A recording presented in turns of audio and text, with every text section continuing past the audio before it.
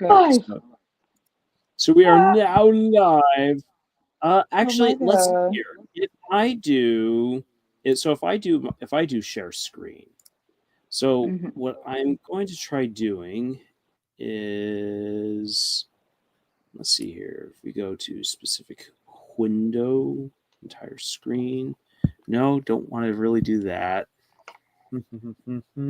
Oh, actually, see, I'm doing this through a browser, but it shows an OBS symbol for you. If I was to download OBS on my iPad, do you think I'd be given the privileges? Maybe uh, it just maybe poten- potentially. I was gonna say maybe I just don't have the capabilities to do it through a web browser. You should be able to. You should be able to work on it. Let's see here. Hmm. Canceling. I'm going to Cancel. quickly look this up right here. So, Sounds a good. guest sharing their screen on StreamYard because we are dumb and haven't been able to figure it out yet.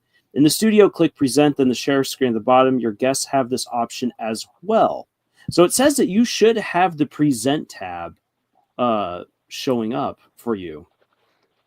Hmm. Guess let me look up why do I not have the present tab on Streamlabs? Yeah, that is weird. Because I know that Nathan had the ability to share stuff when we were when he and I were doing a live stream. Only problem was is that his computer was crashing as he was trying to do it. Of course. Hey, Darkest Daydreams is here. You have stumbled in on how the sausage is made. The inner tinkerings and workings to get a You're live not stream up supposed and to be running. here. And then here I said that no one would come and look at it All at the live right, stream let's here. see.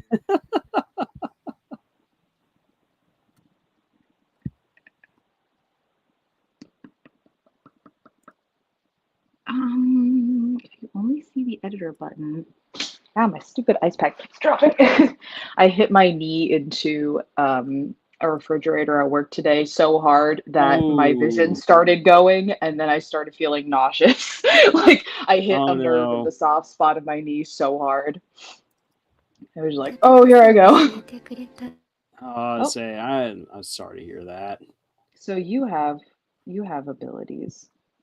Yeah, You I've have got the abilities, I abilities. I don't. have abilities. Um, Yes, I am indeed a metahuman. I knew it.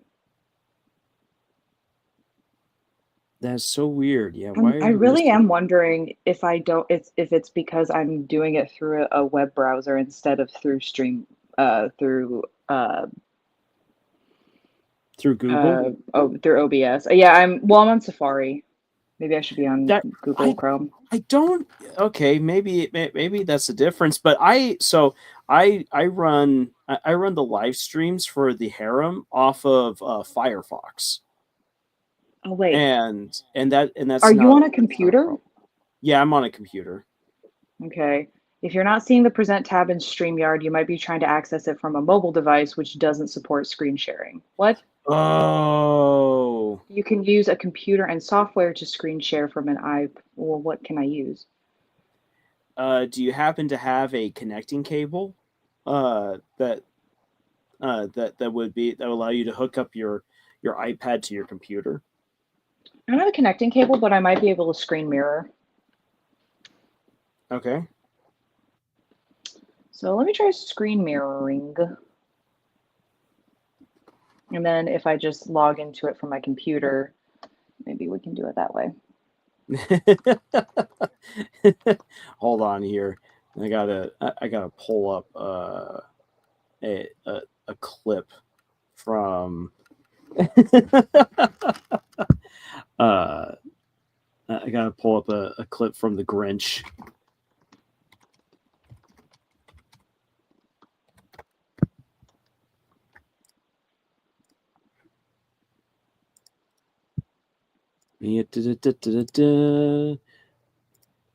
put this into YouTube Ripper. Is that one person that happened to come in here still hanging out? No, they left. I think they're like, Cool. oh, okay. I'm not going to get anything interesting here. Lars isn't going to talk about Cruzy, so.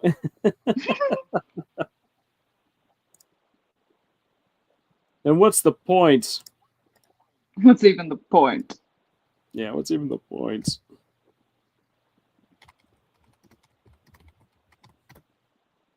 All right, let's now present this a little bit here. A little video file.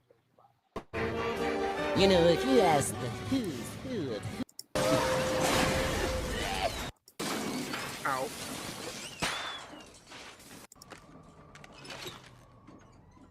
Airbag's a little slow. But that's what these tests are for! That is exactly what we're doing here. Airbag's a little slow.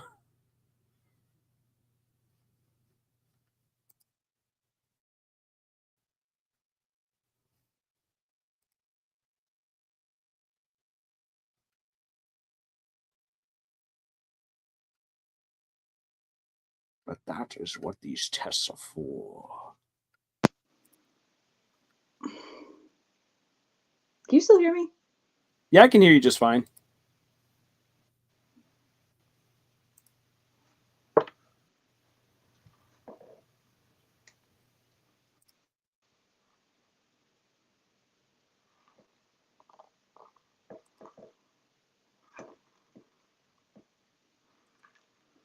Okay, hold on.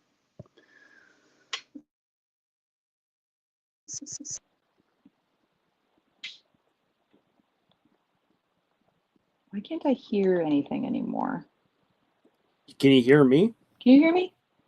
I can hear you. Oh, I can hear you. There we go. Okay, cool. For some reason, the audio just cut for a second. Okay, wait, let me think about this for a second. So, I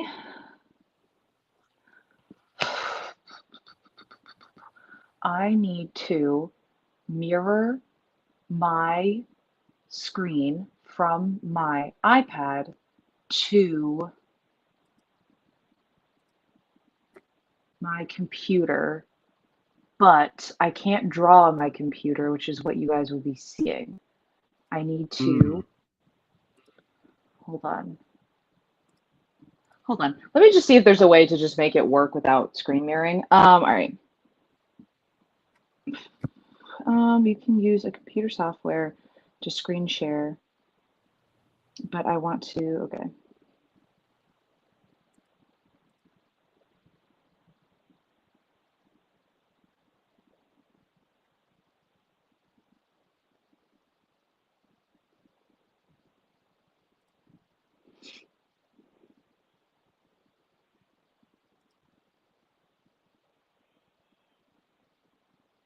Hmm.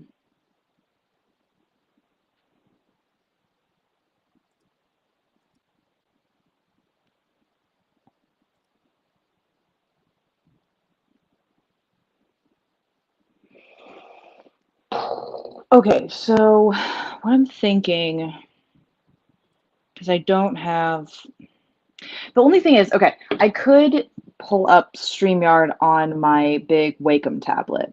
The only problem with that is that I don't have my art on my Wacom tablet. So I would need to transfer all of my art from my iPad to there, which might be a bit of work. Yeah.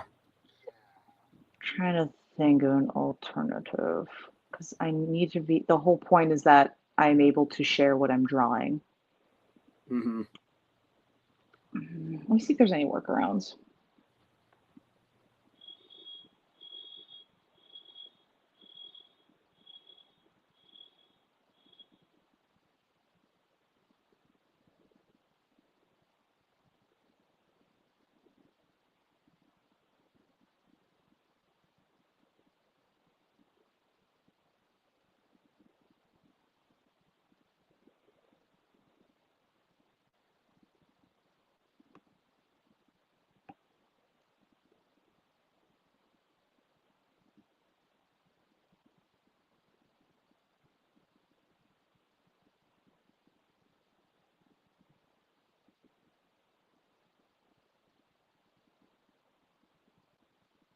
not Streamlabs, StreamYard.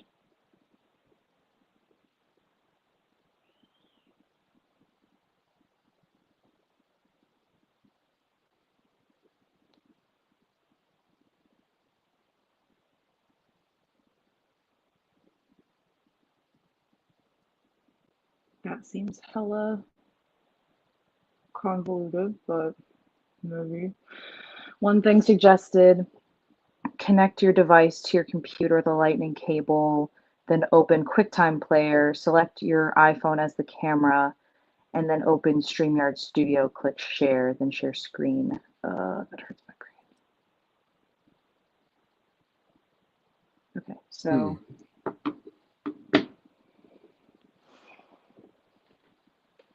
actually my computer's dying. Hold on. No, no. What could I? If you needed more difficulties. Good thing I have my cable right next to my desk. I just didn't have it plugged in because I like to live dangerously. What am I going to do?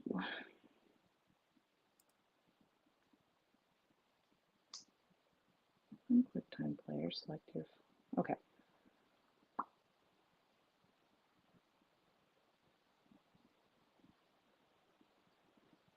Do I even have the ability to do that? Let me check something. My ice pack. You just gotta tie that to yourself. Yeah, I think so. Let's see here. Yeah, it's hard when it's your knee because it's like, well, it's like a little off to the side. Would it be? No, not really. I was gonna say if it's possible, we could use a different streaming software for this just one stream, but I don't know. What was If that's worst case scenario. Yeah, I'm not sure. I know there's one other streaming service. Let's see here. YouTube. Like OBS or something. Yours? Are you doing it through OBS? I'm not doing, like, I'm why not does doing it through OBS? OBS gave us a fair number of issues in the past. Real. Like I've just become a robot on OBS.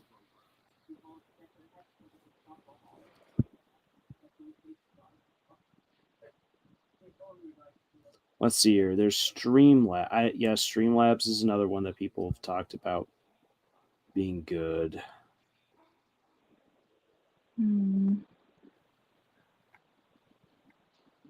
But I haven't used it, so I've got no idea what that will be like.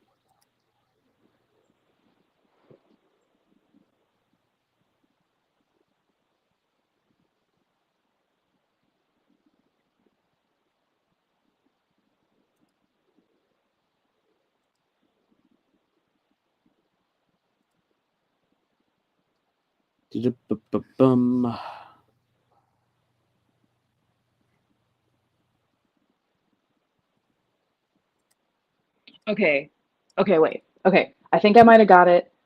I have an idea. Let me try something really quick. I'm going to try to pull up this live stream on my computer. Okay. And then mirror my screen to my computer and see if its screen captures it. Okay. And I'm going to give that a shot. Be right back. I'm going to leave this and then I'll be back in. All right.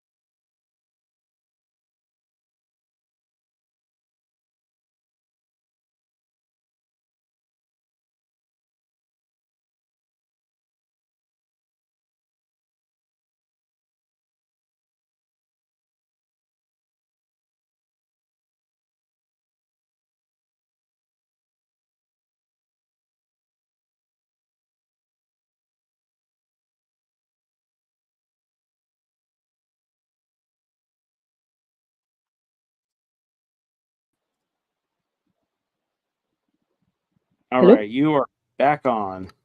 Okay, cool. I'm going to try doing this backwards and see if this works. I'm going to try presenting. Just sharing All my right.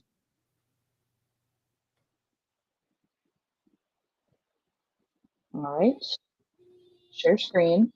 Wait, I have to open system settings to allow access.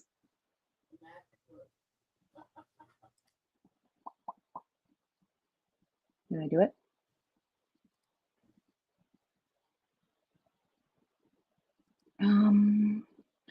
Let's just share entire screen. All right, there we go.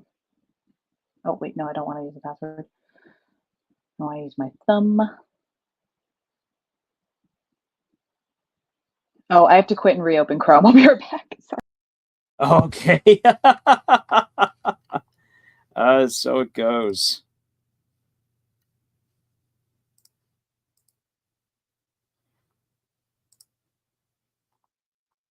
We'll have a new world order.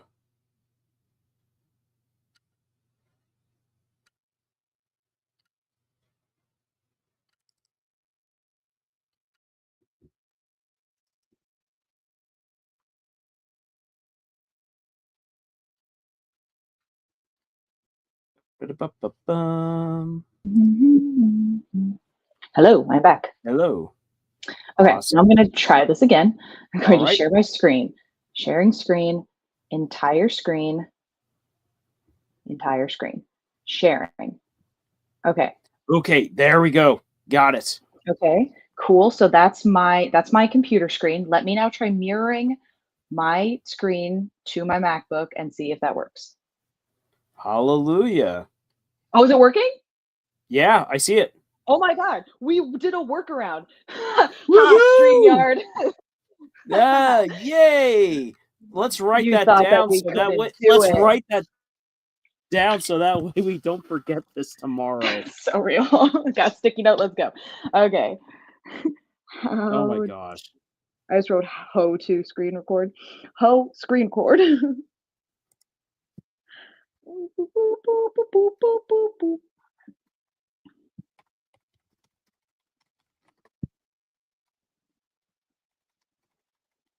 Da-da-da-da. So how to share screen on StreamYard on computer. via StreamYard.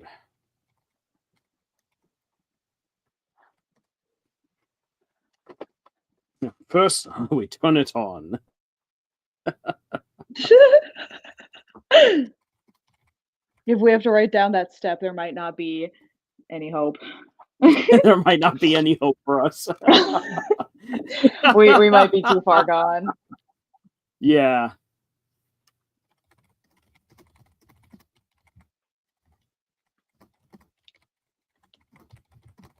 Would you look at that?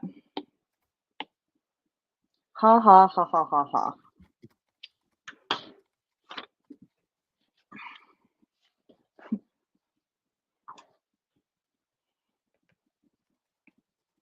It's weird seeing it like double in reverse next to me. I'm like, oh wait, no. It's two. It's two of them happening. What's going on here? It's two. It's two. It's two. I did see a putty tat. I did saw a putty tat. I used to be obsessed with the Looney Tunes when I was a kid. I don't really know what that's about, but I loved the Looney Tunes. The Looney Tunes are the Looney Tunes are amazing. They're just so classic. They're classic. They're musical. They're funny. The story. Anyone can get the story.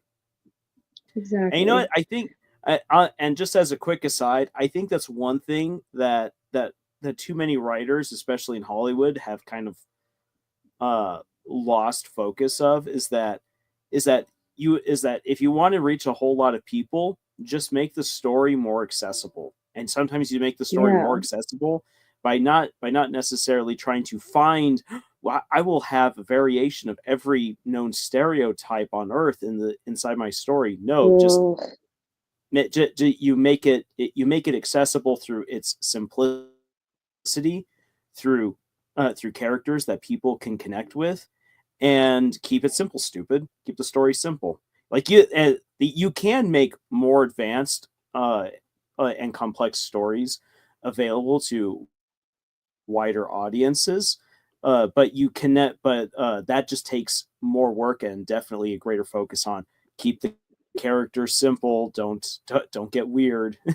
You can get Yep. fancy with other characters, but that's for other stories. But it's also like whenever characters are just made to be like basically just embodiments of a certain trope in an attempt to reach a wider audience, you honestly alienate a lot of the audience because people will see themselves in characters no matter what. Like it might not be every character that they can see themselves in, but they will see themselves in characters because again, a person is writing this character and people relate to each other on different fundamental levels. You're not made, you can't possibly relate to every single character. But that also shouldn't mean that the characters are cardboard cutouts of one specific thing that is the relatable thing. It's like you can have them be complicated. And also, you can have them be bad. Even if they're supposed to be a good character, they can still do and say and need something to learn. They don't need to be perfect right away because perfection is not Yes. relatable. Yeah, exactly. But yeah, like Exactly. I Like, don't know, be uncomfortable in the space with the character for a bit. If they do or say something you don't agree with, then you can now watch them either continue down that path and you can continue not to agree with them. You can then delve into why you don't agree with them, or you can maybe perhaps have it that that character then learns something new and maybe it's the exact same thing you would have learned, but you still learn something.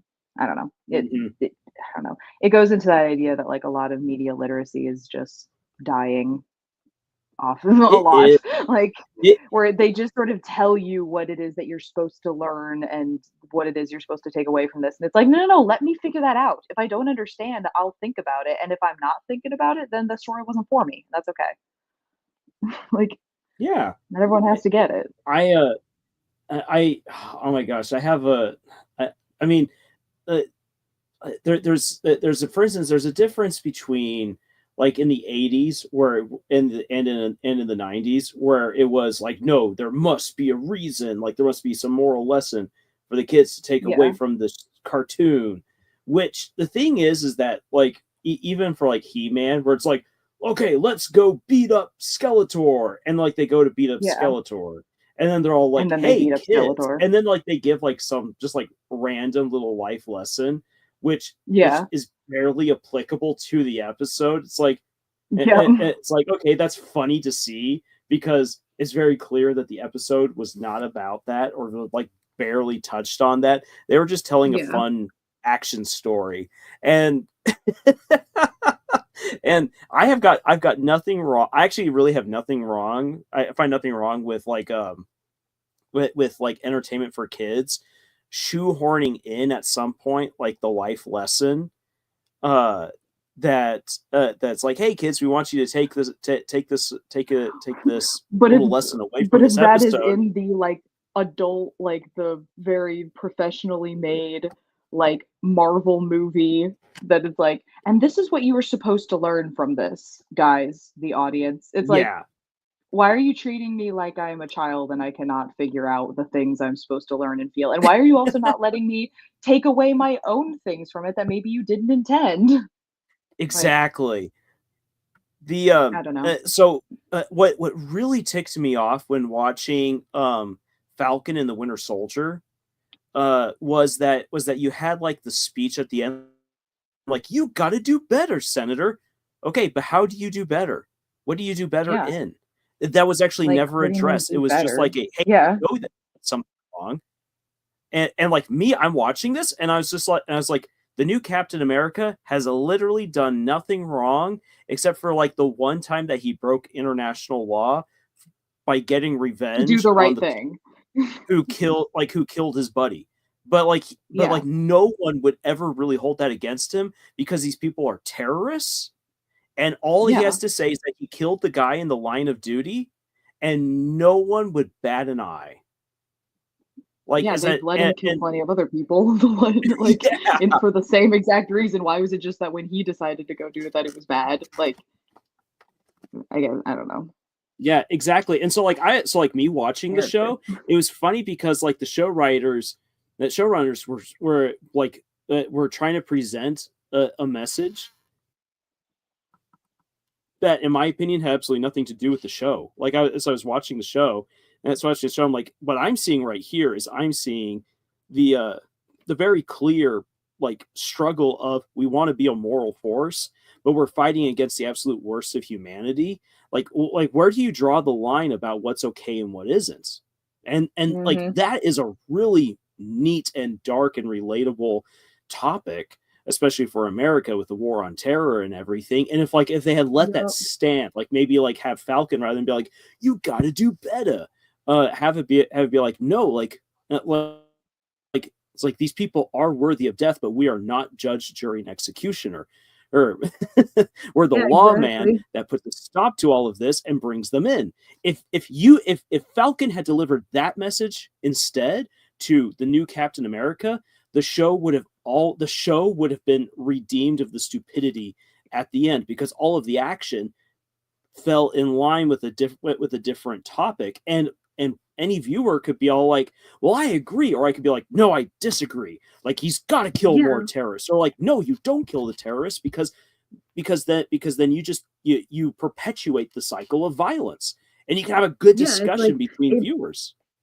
yeah, exactly. It brings like a discussion into it, and it's like you don't want to take that discussion away from people. Like, let people have disagreements and discussion. Like, don't have it be that it's like, because people are going to have different opinions on things always. Like, there's not that much that you can do about it to make it so that they won't have different opinions on things. Because even if you tell them the exact lesson that they are supposed to learn from this story, they're probably still going to come up with a different lesson that they want to learn from the story, or just think it was a flat movie Mhm. that they didn't really take too much away from. Like, I don't know, a flat Yeah, story. no, It's you're like, right. You're absolutely right.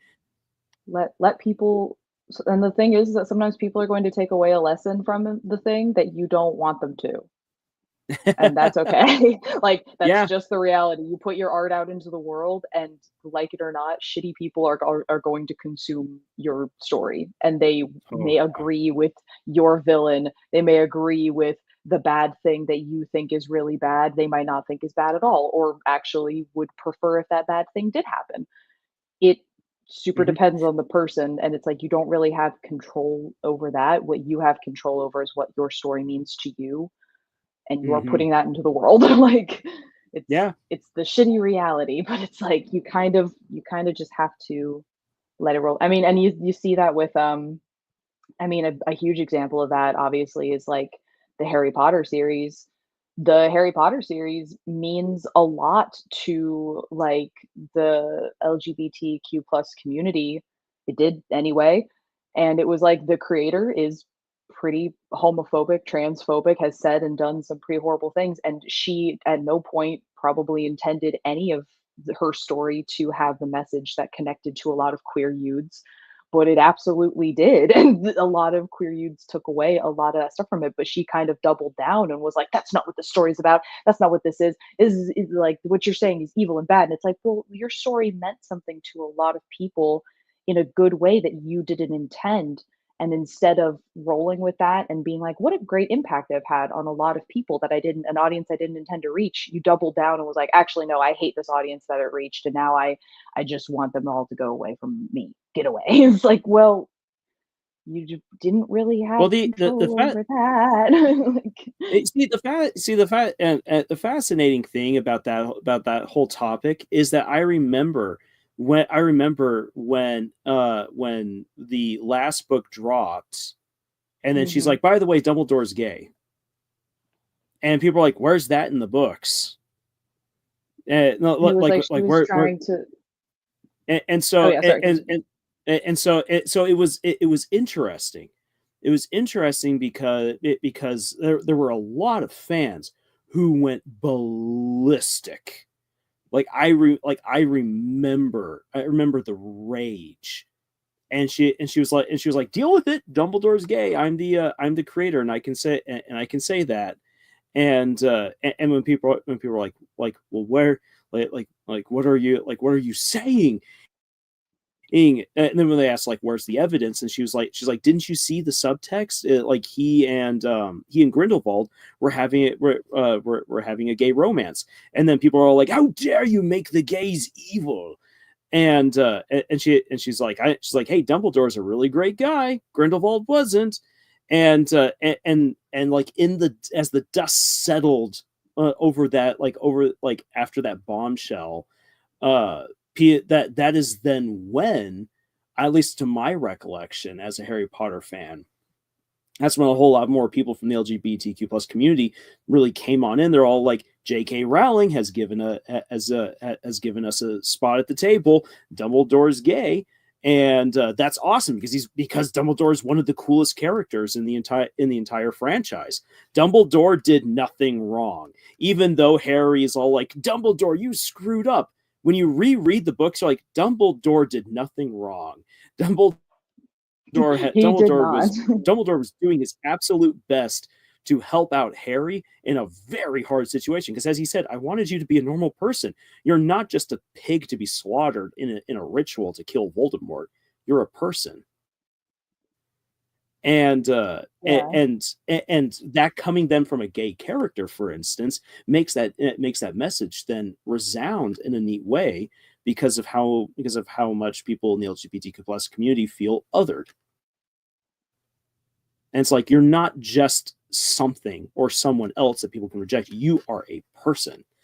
And so that's a powerful message. It's an I need for there to be a concrete dive into how we went from that moment after the seventh book to where we are now.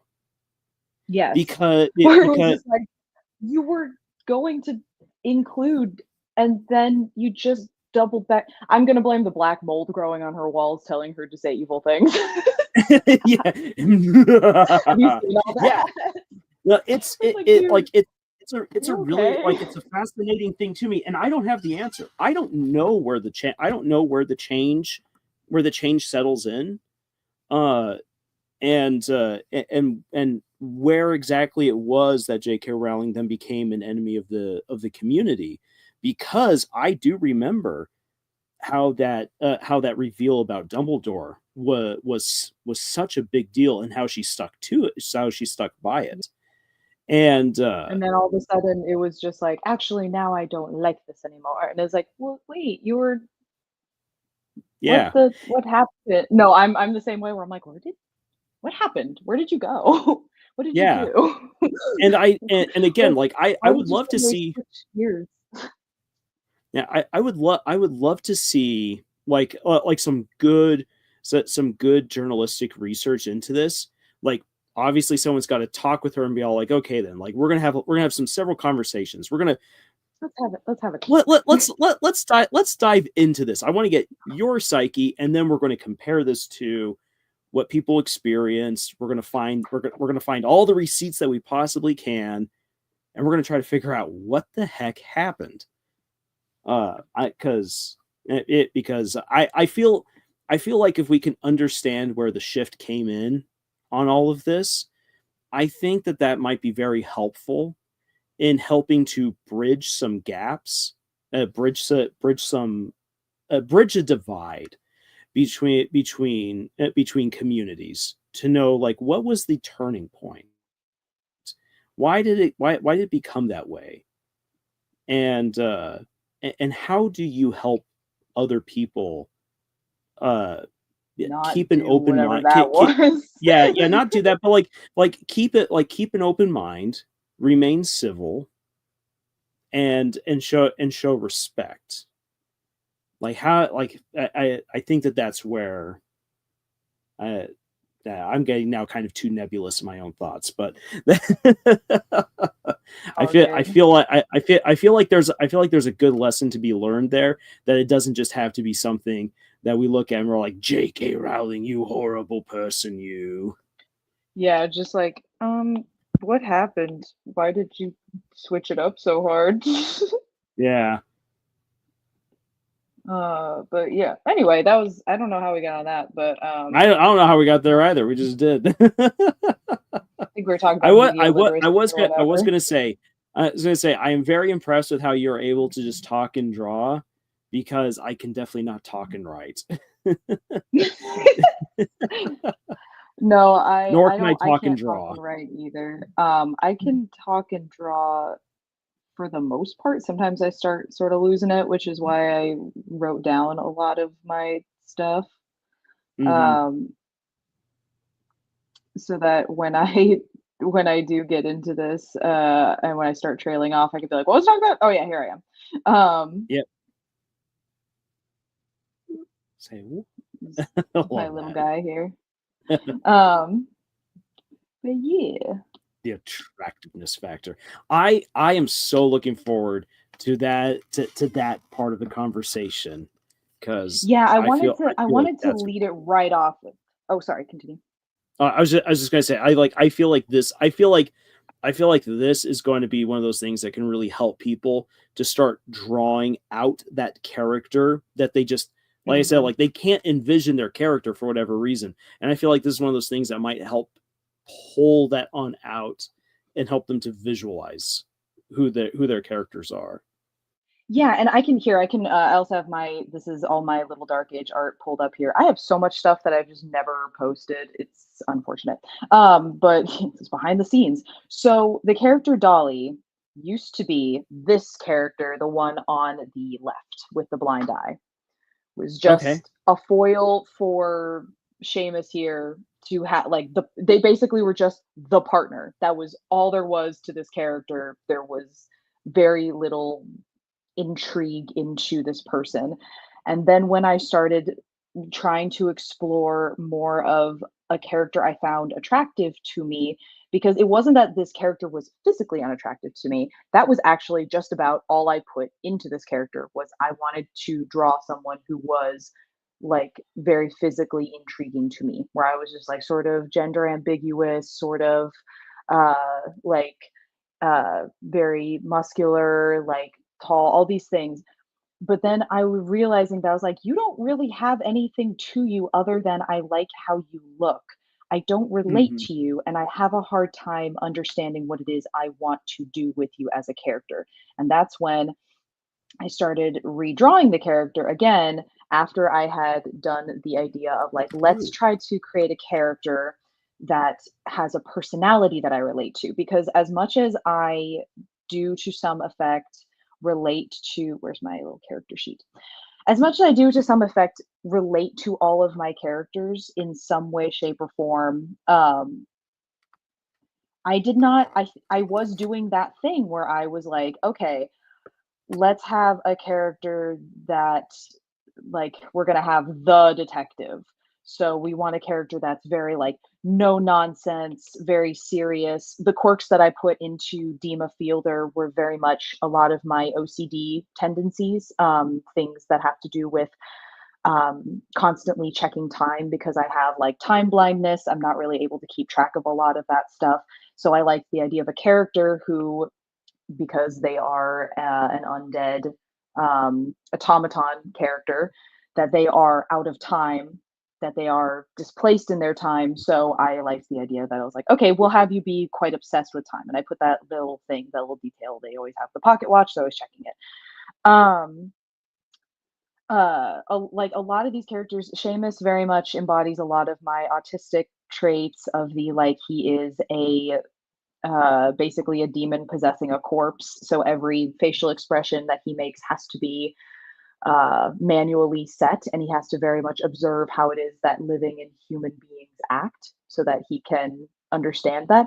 All these things, all these different characters, this is like sense of innocence, childlike wonder, a jaded part of my personality, all these things. Dolly was not any of those things to begin with. And it was bugging me because it was like, Hmm. okay, I relate to all of these characters to some degree or understand them on some deeper sense. And again, when I created them, I did not have that in mind. I did not go, I want to create a character that embodies my OCD tendencies. I created Dima with certain personality traits in mind that I thought would be fun to explore. And then I went, why do I find that interesting? And then I went back, Mhm. analyzed myself, and went, that's why I find that interesting. That's why I know that feeling. That's why it's easy for me to write that aspect of this character because I have that aspect of that character. But Dolly did not have any of that to begin with. They were really just Seamus's partner in as a paranormal investigator. That's all that was going on with that character. Um, and so when I went in and gave them more of a character that has been through a lot of stuff, but is generally considered a joyful person, a very excitable person, a very distracted person, a lot of ADHD symptoms. That's when I was like, okay, I know you now. I understand you now. And now you Mhm. feel more like something in my brain. You feel more like a person in my brain. And now it is easier for me to draw you, develop you into a person. Um, so yeah, they are the character that has gone through the most iterations in a very short period of time. Because as I said, they started off as this character, which again was very focused on just something I Mhm. did find physically attractive, but did not relate to on a mental level. Then we went into the next time I drew them, like like a the much shorter person, a thinner person, perhaps a different implied uh, sort of what's the Well, there you word? have that. There you also have the Yeah. image of Dolly next to Seamus again, right there, Yes. which then immediately creates a different dynamic than than the other one, where like it seemed as if Seamus was the one who's the life of the party, and that Dolly, my immediate, Mhm. my immediate impression was, yeah, looking at Dolly. So you're the musketeer that no one likes because you're not fun. Yes. That was that was Yep. my thought. I Yep. was like, it's like you Yep. look like a musketeer, but you don't. But like you look like the serious stoic one that no one really wants to hang out with. But then when you see Yeah. this right here, your Dolly pops in terms of Yes. personality. Even Personality, though color, all these things. even though Seamus still has a presence, Mhm. And which is like really a cool to see that how they can now share equally the image. yeah.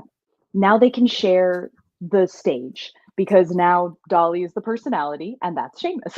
Where it's one of them is very colorful and lively and everyone is somewhat drawn to this person and the other one is their shadow and follows them about and does whatever Dolly wants to do, but seems to be like and also through this a lot of through this change of character design change of character relationships occurred where Dolly is very open with their sexuality, uh very willing to give love and very open to a lot of things. It led me to the conclusion that I was like, it was a strange conclusion back and forth that I was like, that it didn't occur to me that I was like, well, of course Dolly loves Seamus.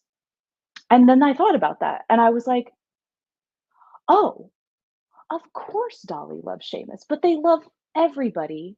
But Dolly loves Seamus differently because they relate to Hmm. each other in a way that other people do not understand or relate to. They are sort of each other's safe place.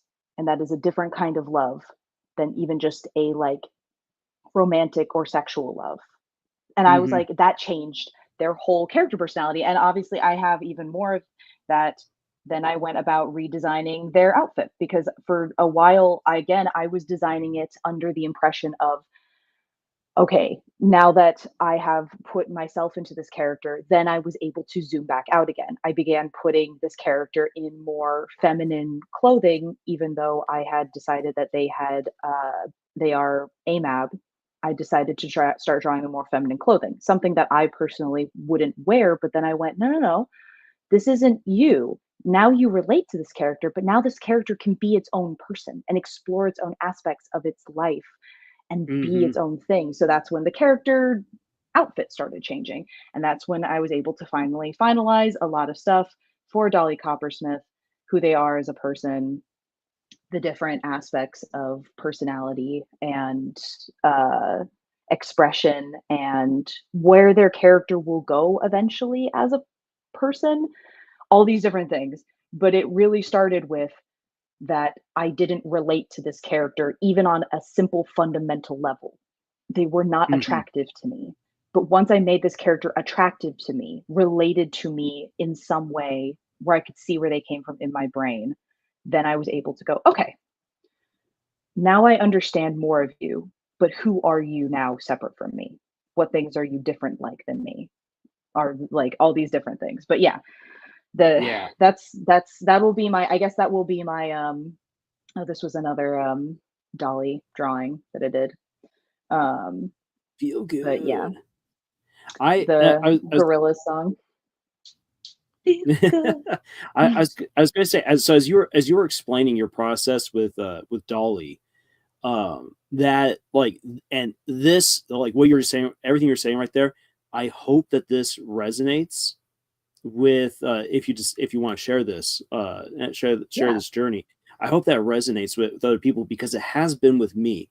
Because as you've been talking about this, like my thoughts have instantly jumped to my four main characters from Bleed, Steam, and Steel, Mhm. because they are ones I definitely see aspects of myself in, or at least memories. So like Zimon, Zimon is in a wheelchair, and that's something that I can at least relate to, because I was in a wheelchair for nearly a year, and just Mm, and the and like how limited you are, but also that then like for like you can let the chair define you, or you can define yourself outside of the chair, mhm. which was something that I tried to do, where I was like, I'm not just the kid in the wheelchair, like I'm Lars. And so that memory and that desire went into Zemon, and then Zemon became kind of like the cool James Bond in a wheelchair. I'm not James Bond, Yeah. not even close, but Zemon can be. But it's something that he had that quality that I related to.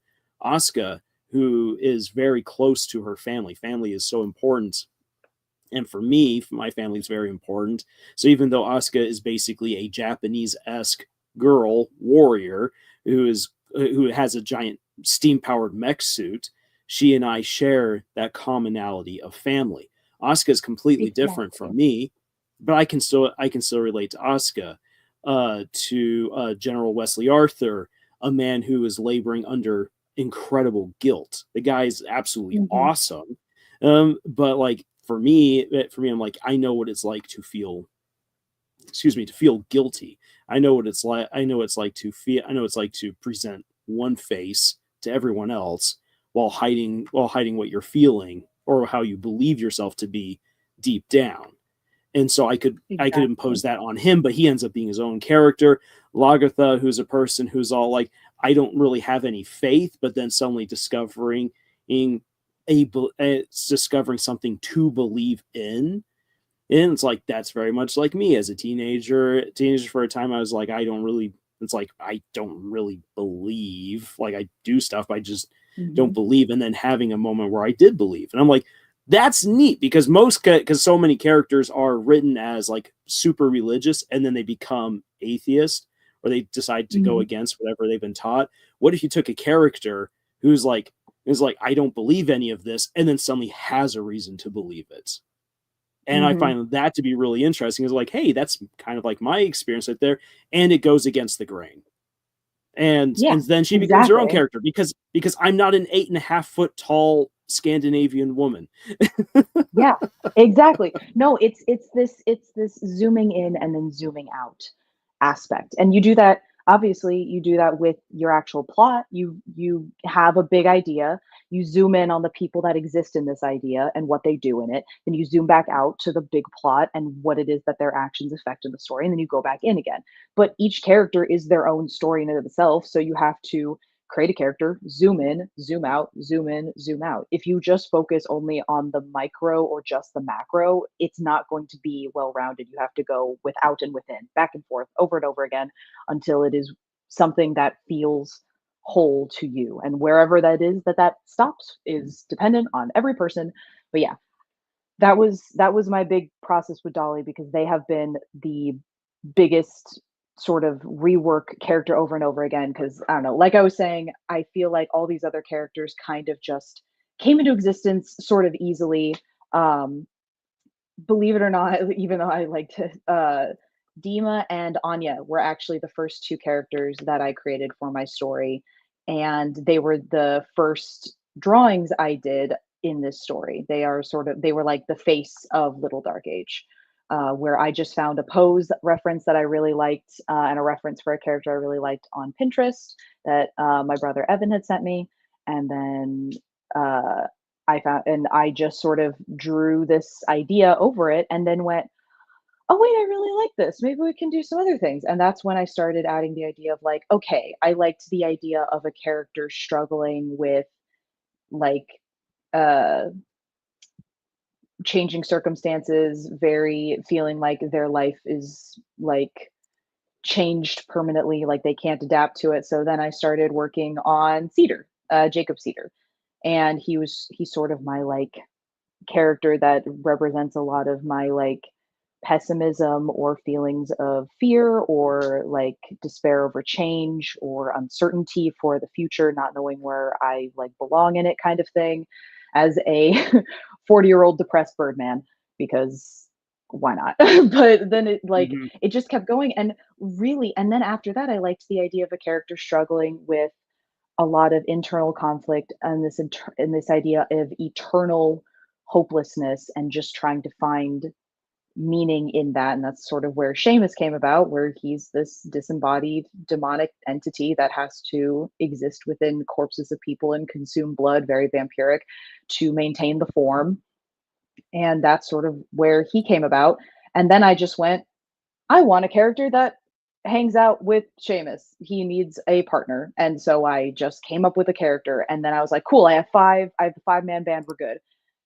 And it was just like, Mhm. okay, everybody else is far more interesting to me. There's one character that I'm not giving any focus on at all. And it made me feel like I was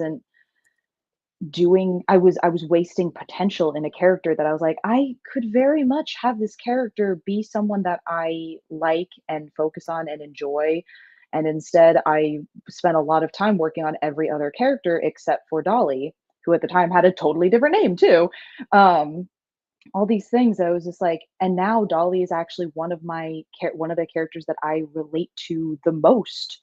A character that does love life and is very vibrant and happy and joyful, and is slowly, through circumstances having to do with the missing eye and some supernatural eldritch bullshit, is slowly losing their ability to love and care about life, even though they are a very vibrant, happy person. And their entire Mhm. character arc deals with this idea of it is better to hurt and hurt and hurt over and over again in the effort to care and love people than it is to be numb, even if that hurts far more. And that is just sort of like that comes from me, and I am aware that it comes from me, but I had to zoom in on myself and something that I valued to then zoom back out and go, why would I who will embody this? Who will do Yeah. this? And now they're one of my favorite characters. I work on them all the time. I draw a bunch of stuff for them. They're very fun and chaotic, and they work as a paranormal investigator, but they're also a tinkerer, all these things. They have a lot of different looks and Mhm. styles. Their hair changes a lot throughout the series, because that's the thing. Once you design a character, you do not have to have that character be stagnant. Your character can continue to change and Yes. grow and have new styles and things like that. So like eventually Dolly will have like longer hair that they wear in braids, all these things. Um, I just gotta also, I don't know. say, I love that for Gravity Falls they had Mabel change up her sweater like every episode, Yeah, because it also like and that gave hints as to what the and that. episode was going to be about, but it made the character like the character, you know. Mhm. Yeah, Sorry, continue. I like. I was just say I like seeing how characters can change, which I know that makes it difficult for the artists who are under deadlines to Yeah, to they had to to have so crank many out to crank assets. out to crank out episodes. But I think it makes characters feel far more dynamic and relatable when you can see that they actually do change how they look, Hmm. which I didn't realize just how much I needed Brandon Sanderson to talk about people's fashion until I started Mhm. reading it. I'm like, oh my gosh, yes, because how people look and dress is always changing, and it says a lot about who they are. And so I made sure to make that a point when I was writing my second Legend of the Ten Lords book, The Dark Rebellion, where Jessica's like, okay, so I'm stuck in this horrible situation. I'm basically playing pretend court in this madman's castle. So I'm going to play by my own rules, and a large part of that was that she chose how she would dress, and constantly was pushing back against him. And then when she finally dresses in a black uniform, black battle dress, it's an outward admission to the fact that she's given in and that she's now doing what the villain wants. Mhm. And it's like that like sort of that like sort of physical characteristic informed a story plot point that was something representative, and it was like sometimes how the character looks influences the story, and then sometimes the story influences how the character looks, all these different things. But yeah, okay. um in terms of, okay, so we can talk about Dolly's in there for a plot, topic point for me. Would you say that it would be helpful to the audience if I explained the plot synopsis of my story that I am working on? Or would that, I or think from that's what we were just talking about, would it not I matter? think that's a good idea. Having Okay, the plot synopsis there helps to ground people in what we're help to talking grind. about, because it Yes. helps to grind. Oh no, we don't, no grinding there, please. No grinding Uh on the live stream. They don't allow that. no. You can grind on your own time when you go to your own parties. Just not here. The way you said Uh that sounded like a principal giving an announcement to the school assembly. You can grind on yeah. your own time at your own party.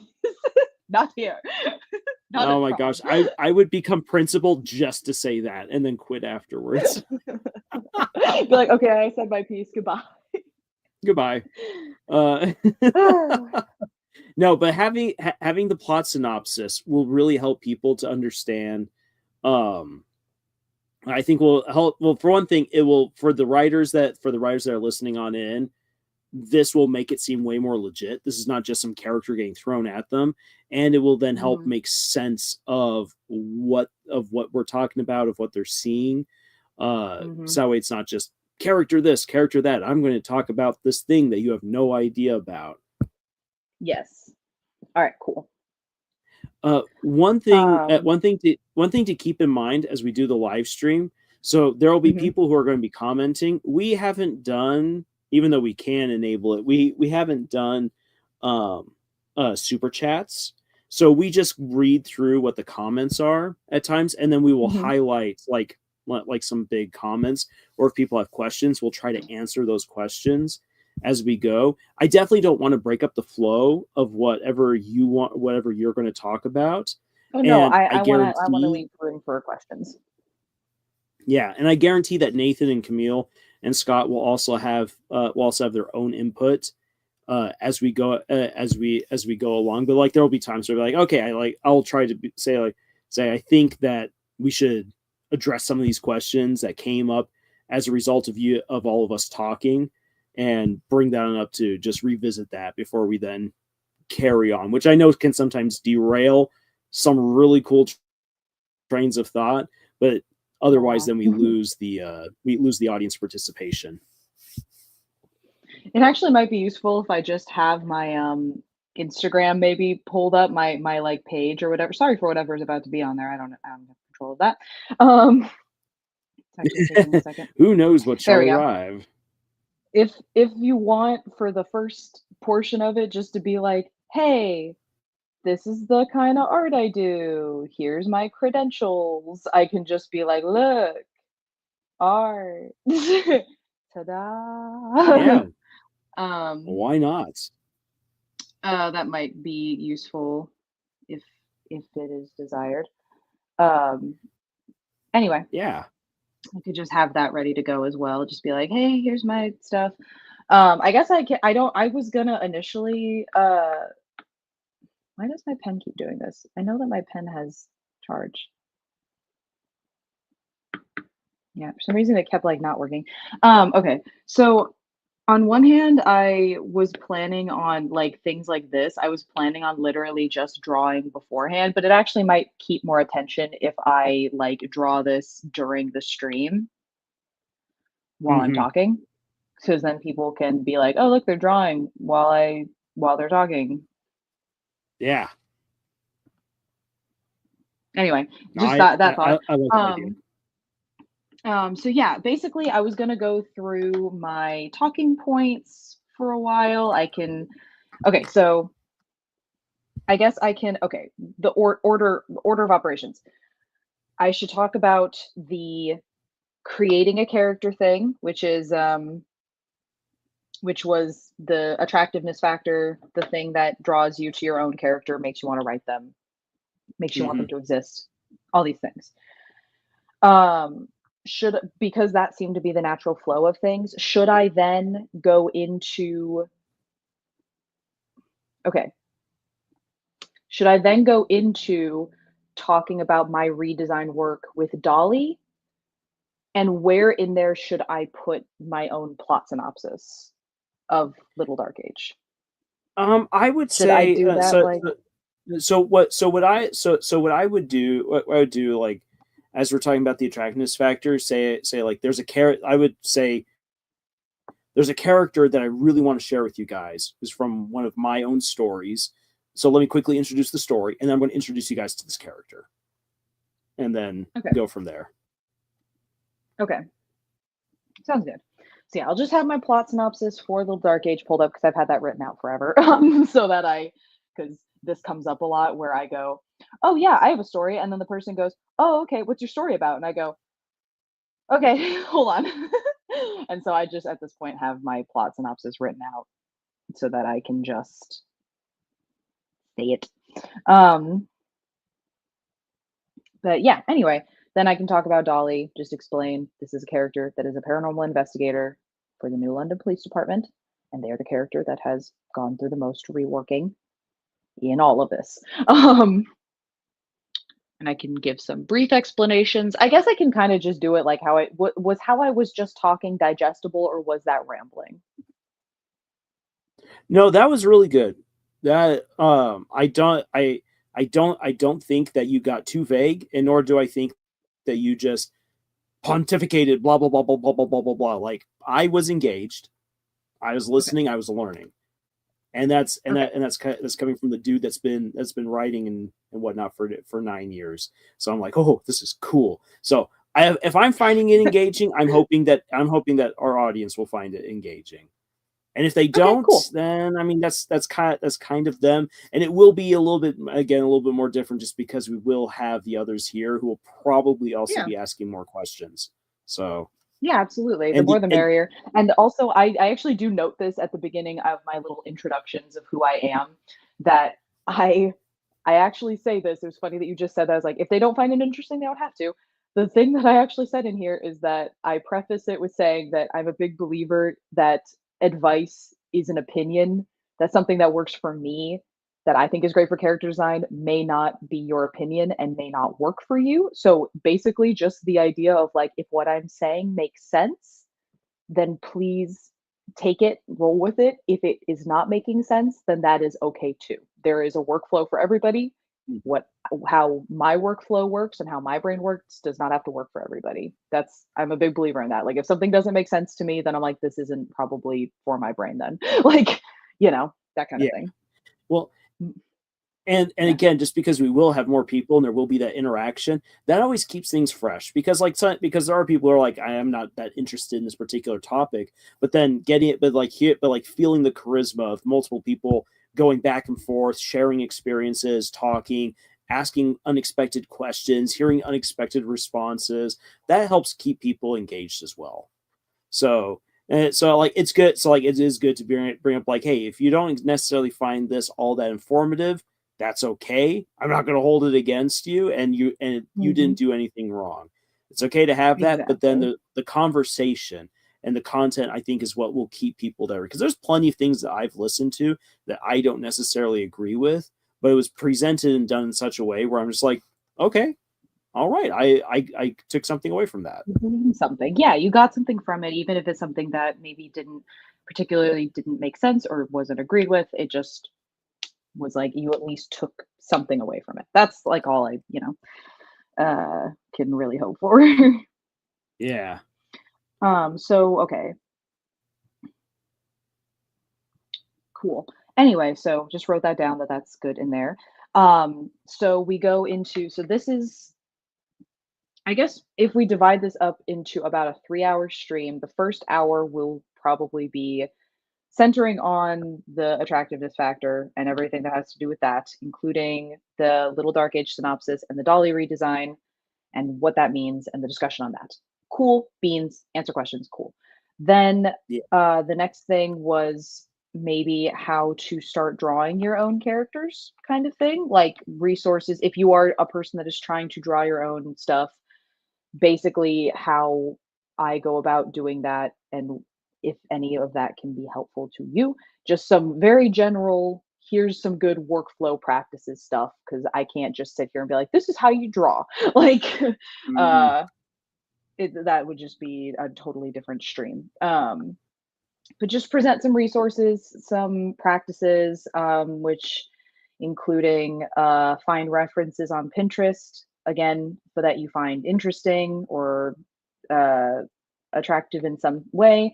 If you have a program like Clip Studio Paint, they have 3D models that you can place into your scene that are great for practicing uh, just getting down like a solid reference and form. You can change the body type, that kind of stuff, into different forms, stuff like that. Blah, blah, blah, and then you can draw over that.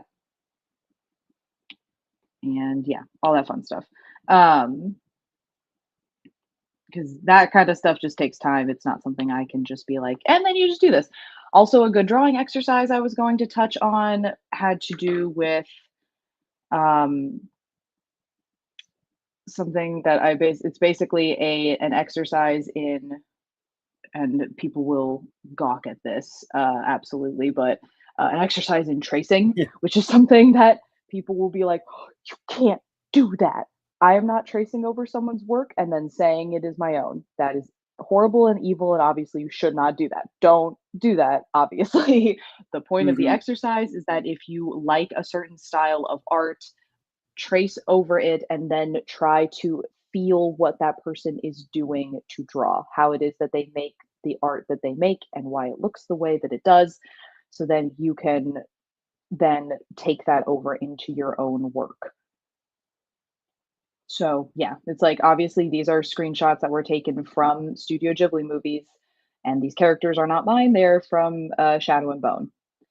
But I then drew on top of them, and then I drew again over top of that and felt why it is that this, how the lines move, how the work of it all feels, and why it is that, so like fabric and hair and expressions, all these different things, so I could feel it and get a sense of it, and then I can take that into my own work, that kind of thing.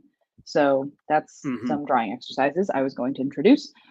And then I was going to go into the ever important topic of how to be a good commissioner and what that involves. Um, some big things for that include like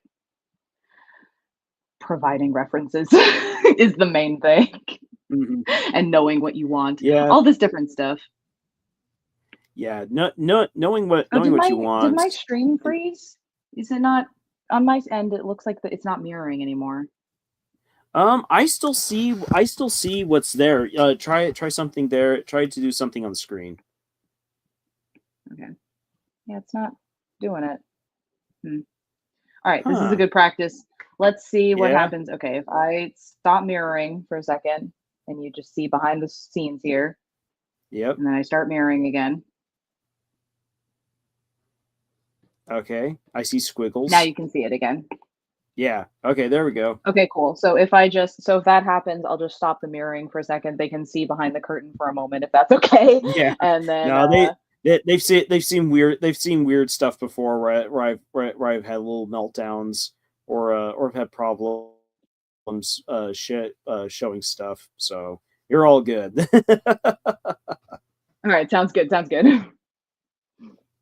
Um but yeah, this is one of those things where it's like I always prepare a lot in advance for all this stuff, but then it always ends up just being that it's like a really good conversation with friends and people and stuff like that. So I'm gonna try not Mhm. to worry about it too much because as much as I can try to prepare, there will be things where it's like, no, you actually also have to use your brain. You can't just be like, okay, let's just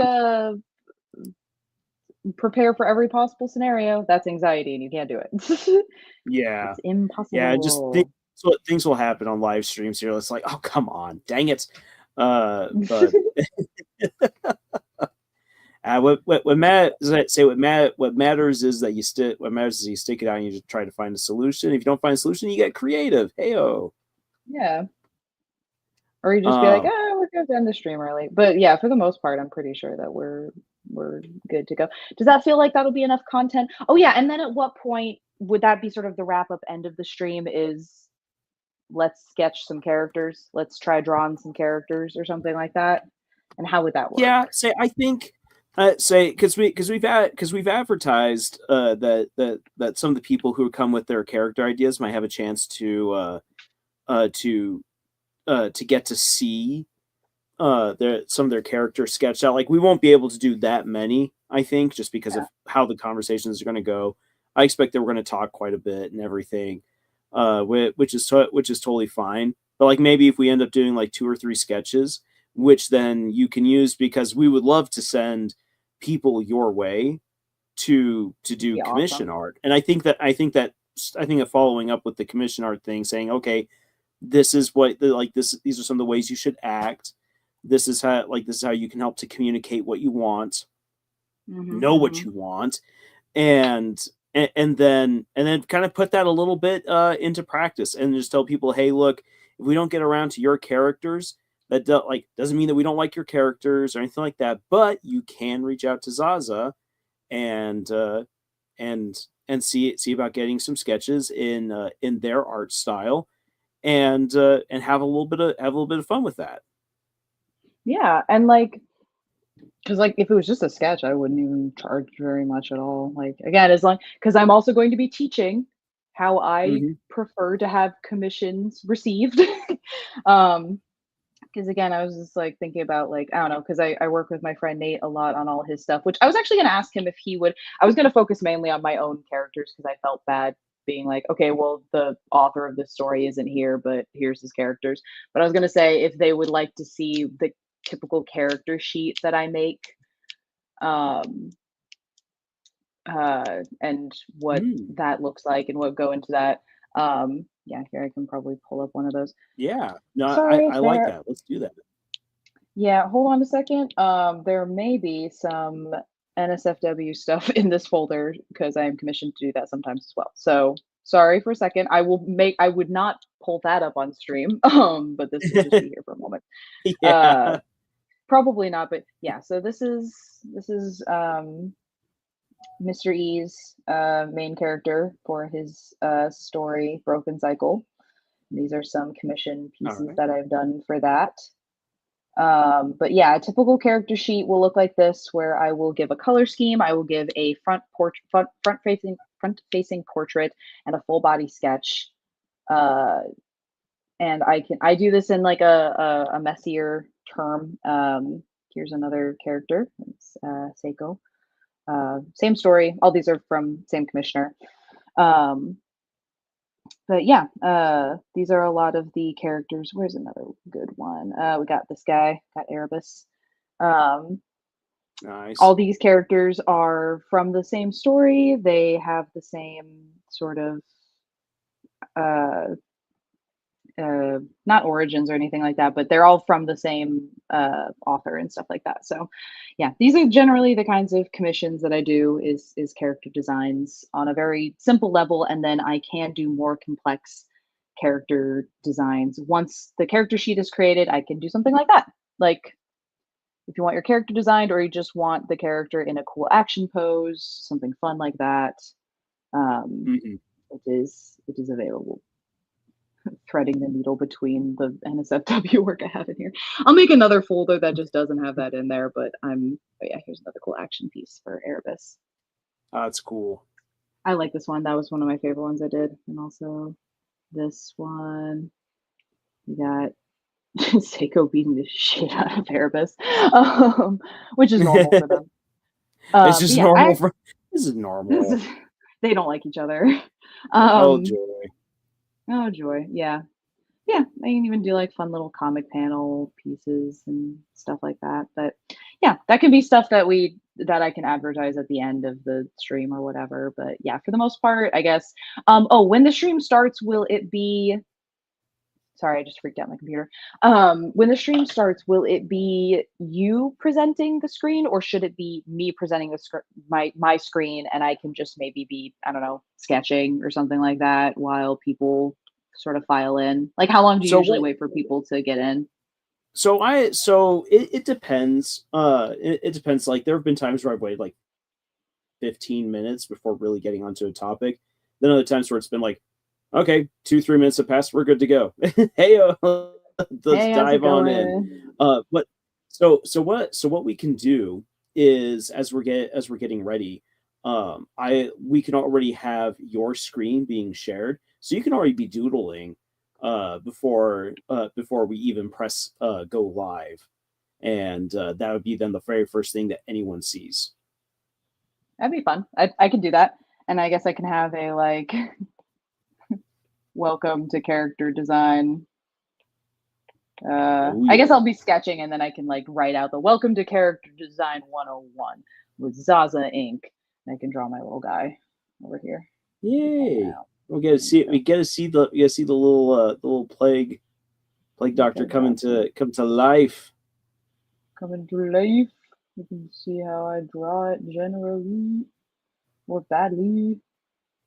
Oh, thinking of plague doctors, I recently had a story idea come to mind based off of some recent archaeological finds in Poland, where they found a graveyard of vampires.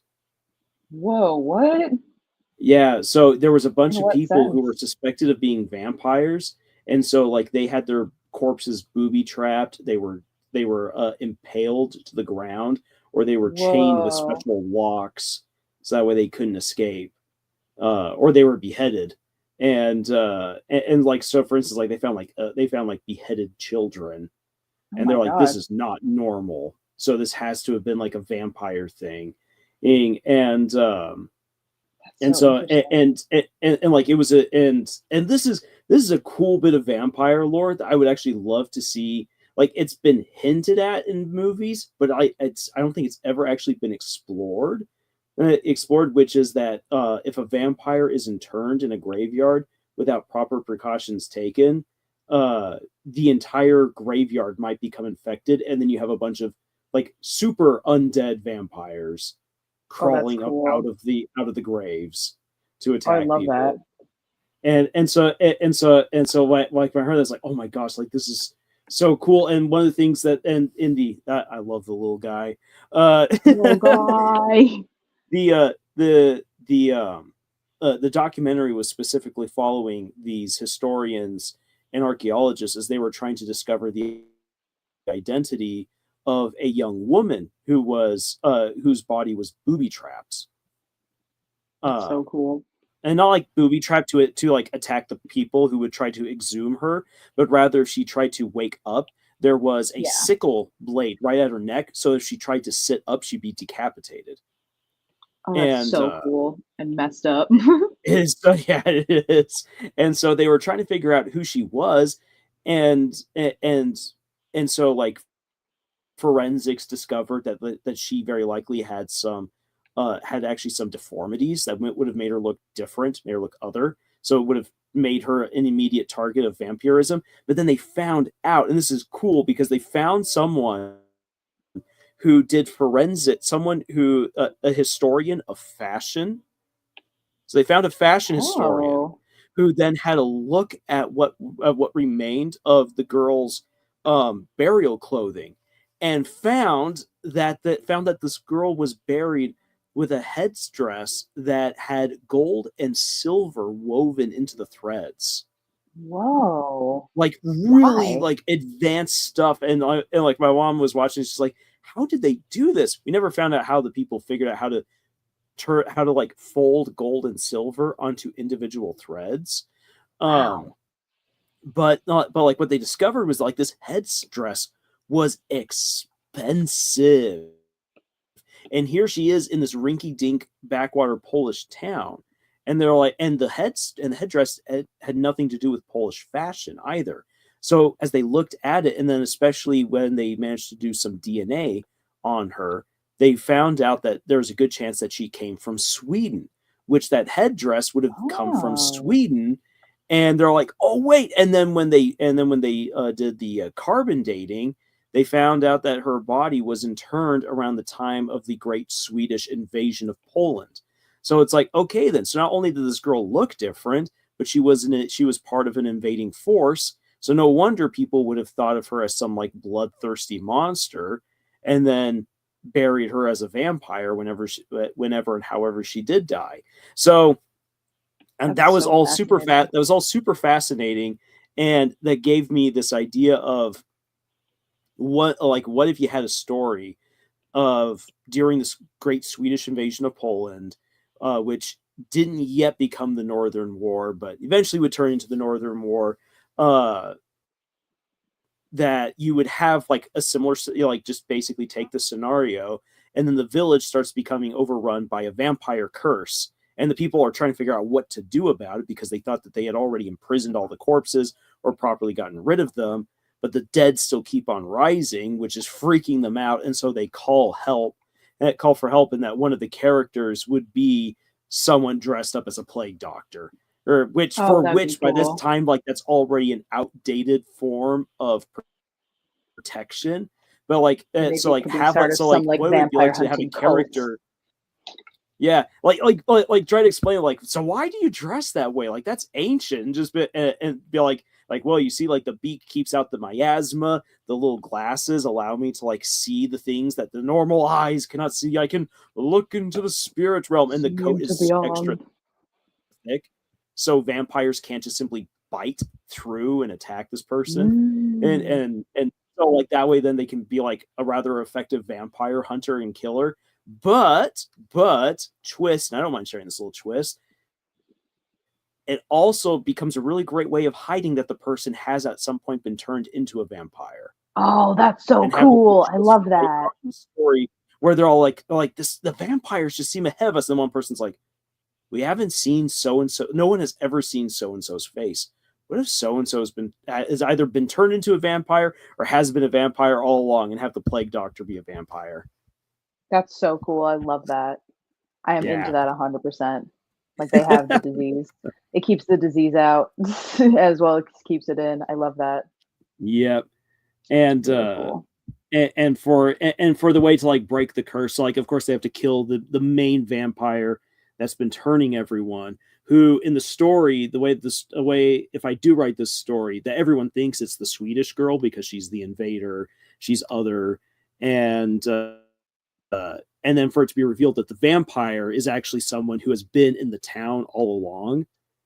And so they've got to kill it. They've got to not only kill the vampire, but also because the townsfolk desecrated everyone's corpses, they're cursed. The only way to undo this curse, it's not just vampirism that they're dealing with, but they have to properly respect the dead. So they have to go through a cleansing process, give the dead back their dignity, and part of giving them back their dignity is that as much as the Poles hate the Swedes, the right thing to do is to give this dead girl a proper burial back in Sweden. So they have to restore her body and then send her back with her people. And kind of like have it be like, when you put it all into perspective, like what's happened to this village is absolutely wrong and not okay, but also the hatred towards the people from the outside, even if it feels absolutely justified, can also cause evil to sneak on in Mhm. and blind you to what's really wrong. And so the people heal by trying to find that place to actually find in their hearts to forgive. And one of the best ways of showing that forgiveness is by restoring all of the dead to their dignity. I love that. That's amazing. That's a great story. I would read the hell out of that. Yeah.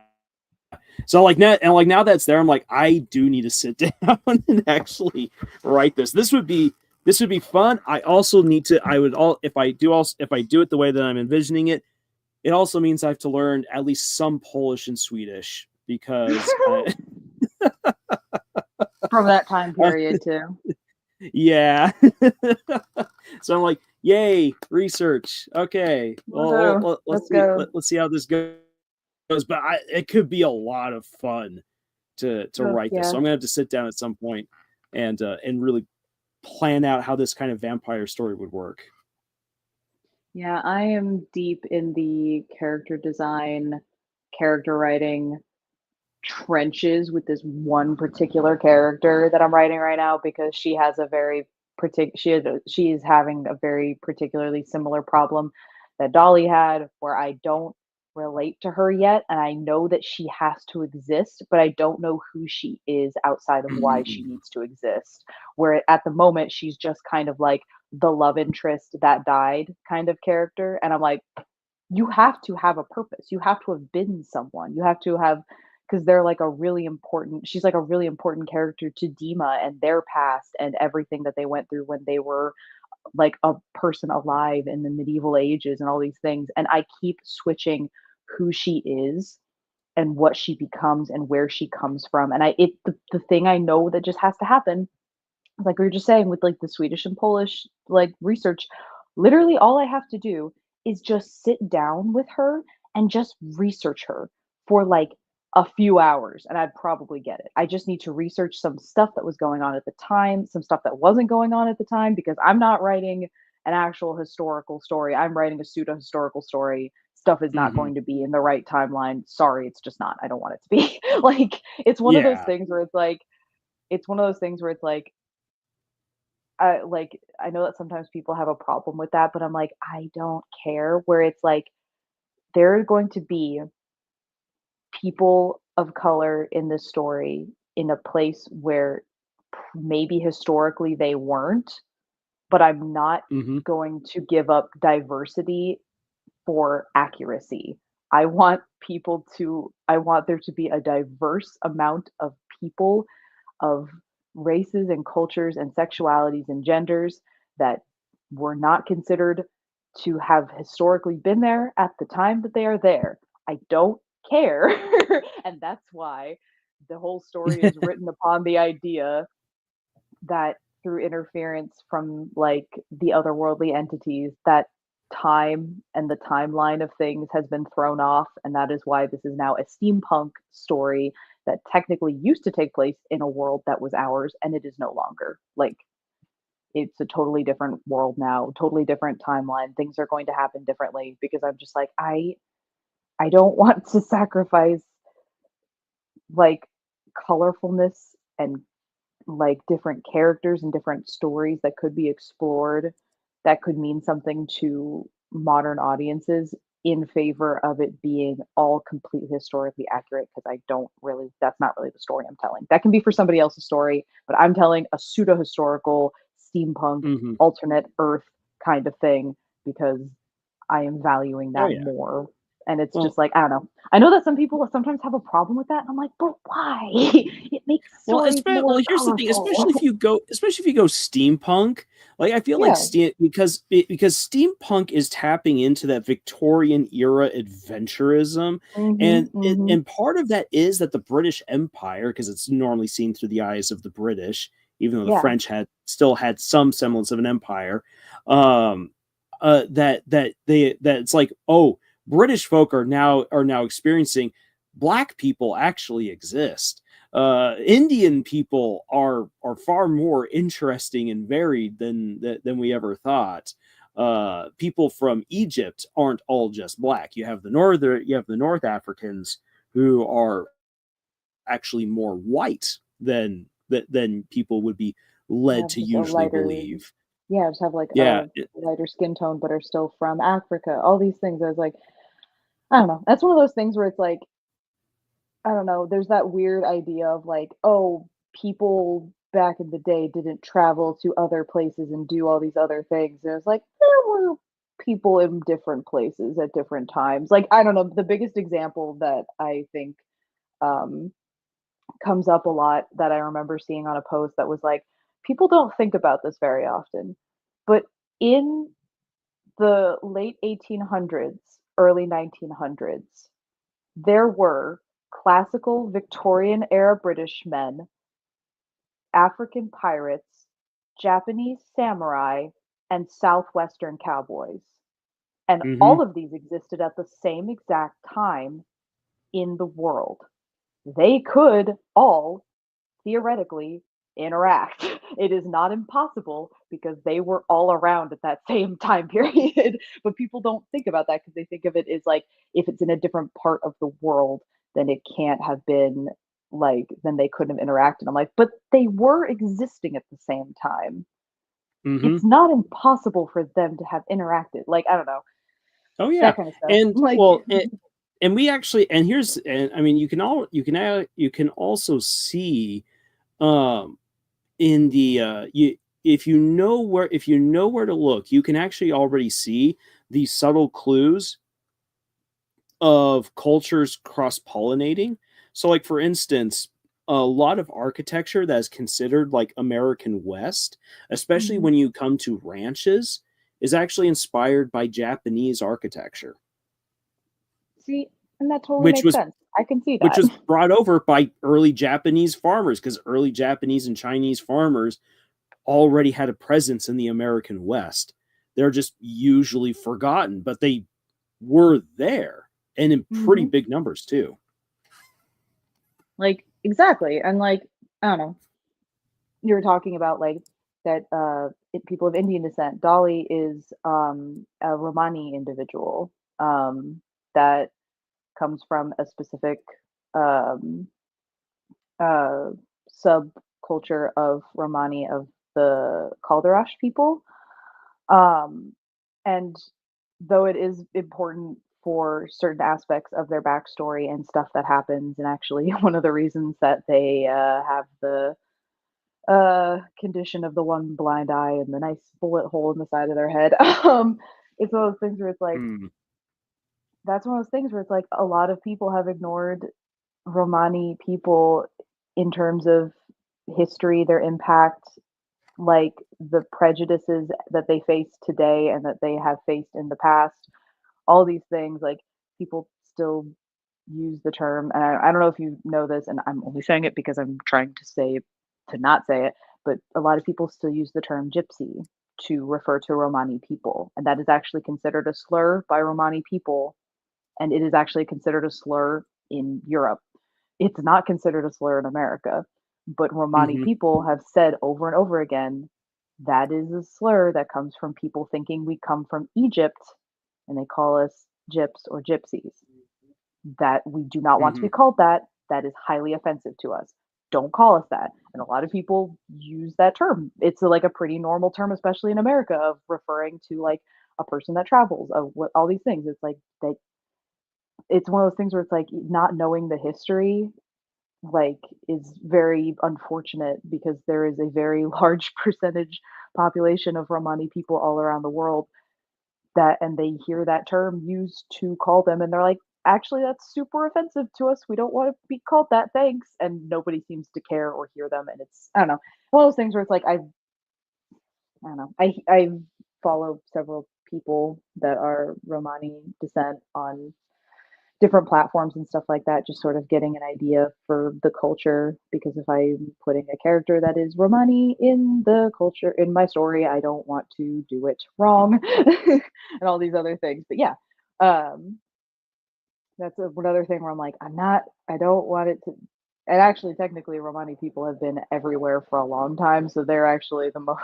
Dolly is a character that super belongs anywhere in the story. But yeah, I remember explaining to hmm a friend that I was like, Dima's black, and I want them to be, and they're going to exist in this world.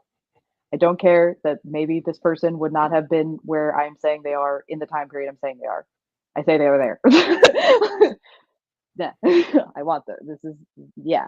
Anyway, Yeah. all this stuff, all I this mean, fun discussion. Diversity is just say better. there's the so in the because I mean I've heard plenty of people argue about like, hey, like this kind of diversity didn't exist back then, and and so for instance, like there's the fictional where you're like, hey, I'm very clearly telling a fictional story set Mm-hmm. in a time period that I think is really cool, and Yeah. maybe I'm doing an alternate timeline or doing Yep. steampunk, which already means all your rules get thrown out the window. It's my I rules say, now, baby. yeah. I'm like, I say whatever goes.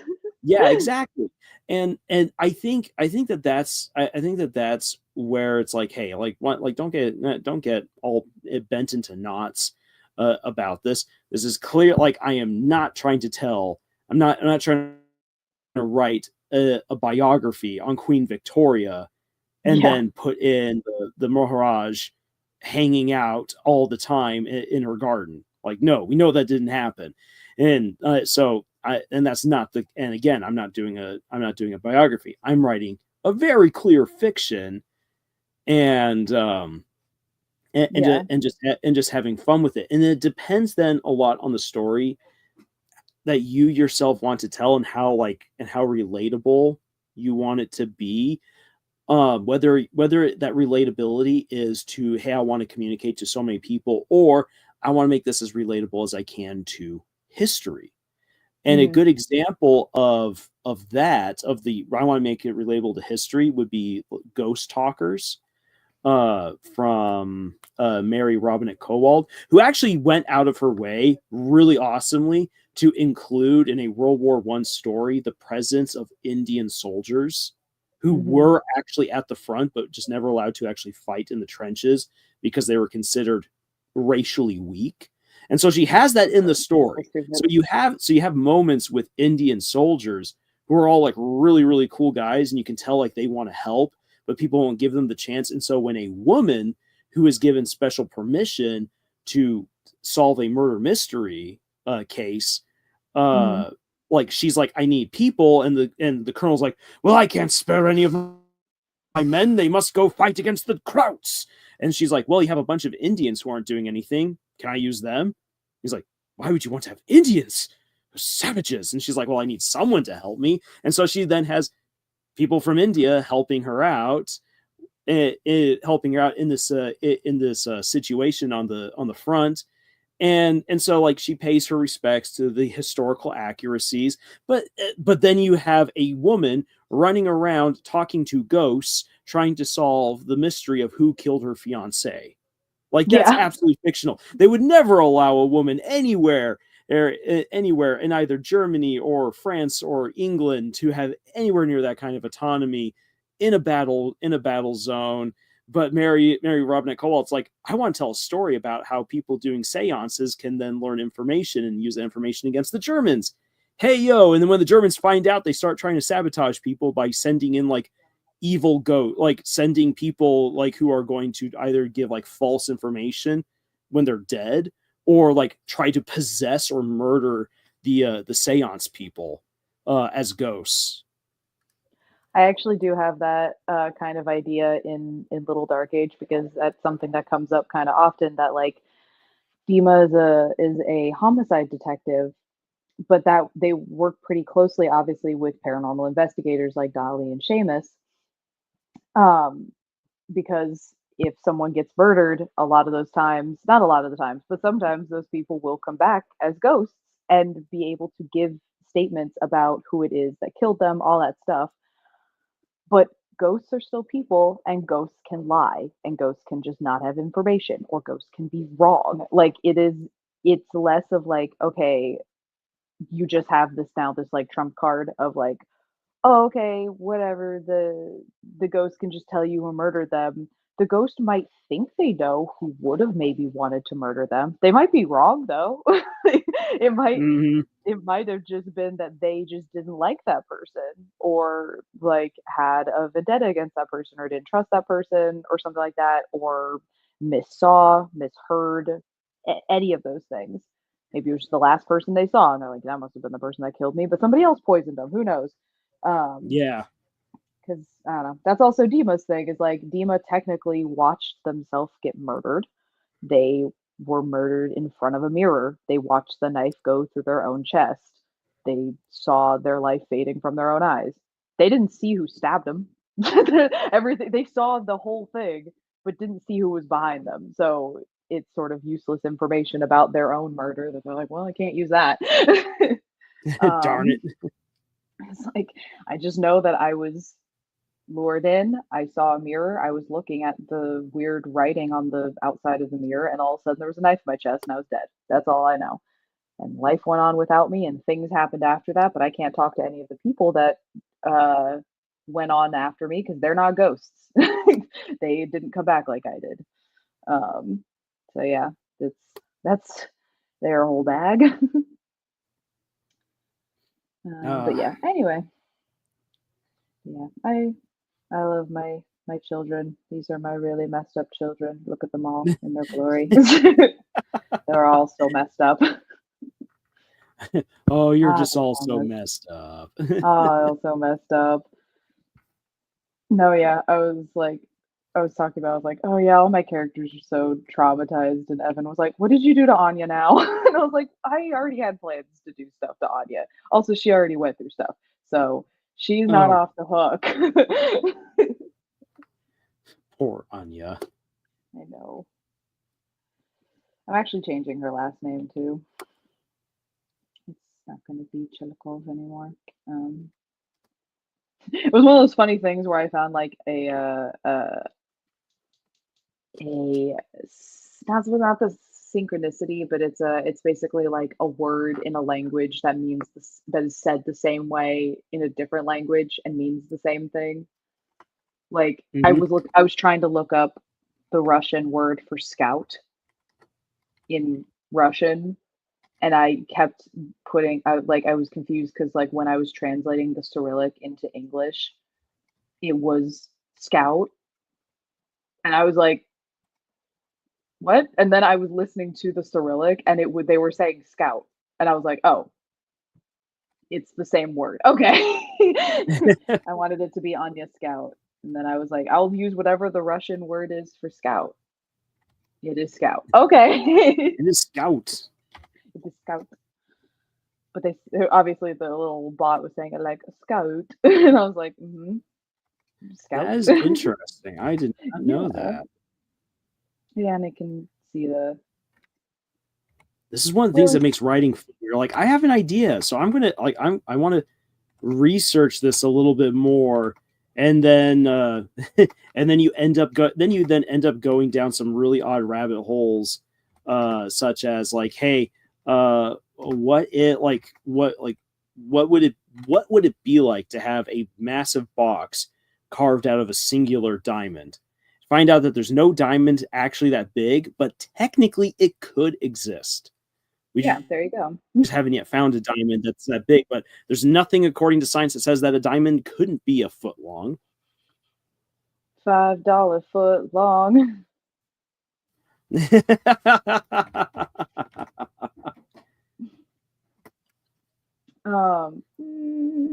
Okay, so we basically, I guess man, I didn't even get into my other demon character. Seamus isn't the only one. I didn't even get into Jacques St. Nicholas. I didn't even get into that character. What a shame. What a shame. Oh well, that'll be for a different time. Actually, I didn't get into a lot of characters. I didn't even get into Albus Stockholm. We love Albus Stockholm.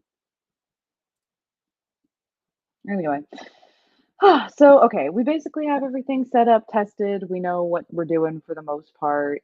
I'll just have my screen shared. Mhm. We'll have some good old conversations. I'll probably post on my Oh, what time are we starting the stream? I didn't even ask that. So unless you need us to push it back, we'll try to get started around 6 o'clock. Okay. I actually don't work tomorrow, so I have the whole day to prep and prepare and be ready. So I'll be ready Okay. to go by 6. Okay. Say we can aim for 6. So given how it's now winter time, or getting to winter time, it's fall turning to winter, and that means I have to take care of my watering when I need to take care of it sooner in the day. That now means, and it's not freakishly hot. It's like, oh, we could actually, in theory, now move the time up a little bit, and I don't have to feel too bad about that. So it might be doing slightly earlier live streams later on. Who knows? Oh man, Who Seamus. knows? Yeah, it's But what yeah, happens when he we'll aim loses to enough start at blood. 6. Oh, what was that? I said that's what happens when he doesn't have enough blood. Starts losing the form a bit. A bit. Gotta feed those cells and make himself look alive. If not, the thing underneath the skin is probably going to pull at the seams a bit. I love that sketch from the side of him to the right. It looks so dang good. Thank you. Like, yeah, I love my boy. oh my gosh, like I just looking at him, like it just gets my imagination going. I'm like, I can see this guy popping up in a story.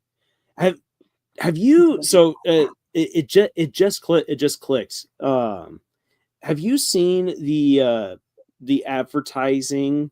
There's not much of it, but have you seen the advertising for the Gaslight District? No. Well, I'm going to quickly see if I can find something right here, because it's like it just suddenly clicked me. I'm like, wait a second, you're doing steampunk 1800s ish, and that's kind of the aesthetic of this upcoming series that was announced by Glitch Productions.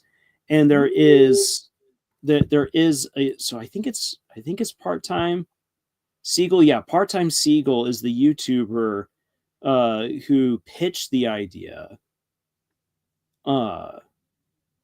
So let's see here. I'm going to quickly grab up the link to see if that'll work. Okay. So yeah, so right there, there in the chat. That sounds so cool. I'm looking at it right now. This looks awesome. Yeah. It looks really good. I'm really excited for whenever it gets done. But like, it just suddenly clicked with me. I'm like, wait a second. Like there's a show that's coming on out. So whenever that show finally drops, like, you can capitalize on that excitement if you want. So just like, hey, I will. Guess who else is doing a really cool steampunk story here? Hey. Hey. But yeah, no, that looks so good. I'd be into that. Yeah, I have some fun stuff planned for the most part, sort of. It's weird that I don't have a drawing of Cedar all messed up. Ooh, also, please share with us any links that you would like for other people to have in terms of like how to reach out to you and everything, so that way we can put that into the description for the live stream. Oh yeah, totally. I mean, probably just my YouTube and Instagram is all that's really needed. But yeah, I'll should I share those now or later? Let's see here. Yeah, you can share that right now, and I'll make sure to grab that. Okay. I'll stop sharing my screen for now because we're done here. No more. I love how it was like, yeah, you can't do it. You just can't have the device. It's just impossible. And then it was like, actually, bet we can do this. It's always like such a simple workaround for some reason, and they always make it sound like you just can't do it and it's impossible, which I think is so funny. Yeah. Yeah, it's so weird that every time that I look at my YouTube channel, I always simultaneously think I have more than that, but then also go, oh, whoa, I have a lot. You do have a lot, which is good. Yeah, I really need to make my own stuff and put it on there. It's just that Critical Role stuff is so much more popular. Mm-hmm. That's like, I don't know. Basically, every time I tell someone that I'm going to do my, oh, hold on. Actually, you have my Instagram. Can you just take the link from there? Or, Yeah, sure. sorry, it's just being weird about me trying to log into my Instagram on my computer because it always is like that. No worries.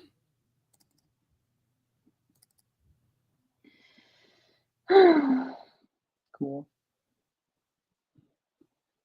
Yeah, I'll make sure to get that then. And so do you want just the so you just want the link just to the Instagram? And then that way, then they'll just, and if anyone wants to contact you, they'll just contact you then through that. Yeah, they can just DM me through the Instagram is the easiest way to go. But yeah, if they want to watch any of my work on YouTube, can do that there as well. It is always Right. really funny. I don't know if you've also had this experience of like people thinking you're like a big time YouTuber and it's like, oh, I don't even get paid to do this shit. This is Yeah, um I've 'cause had I'm not a that full timer. conversation.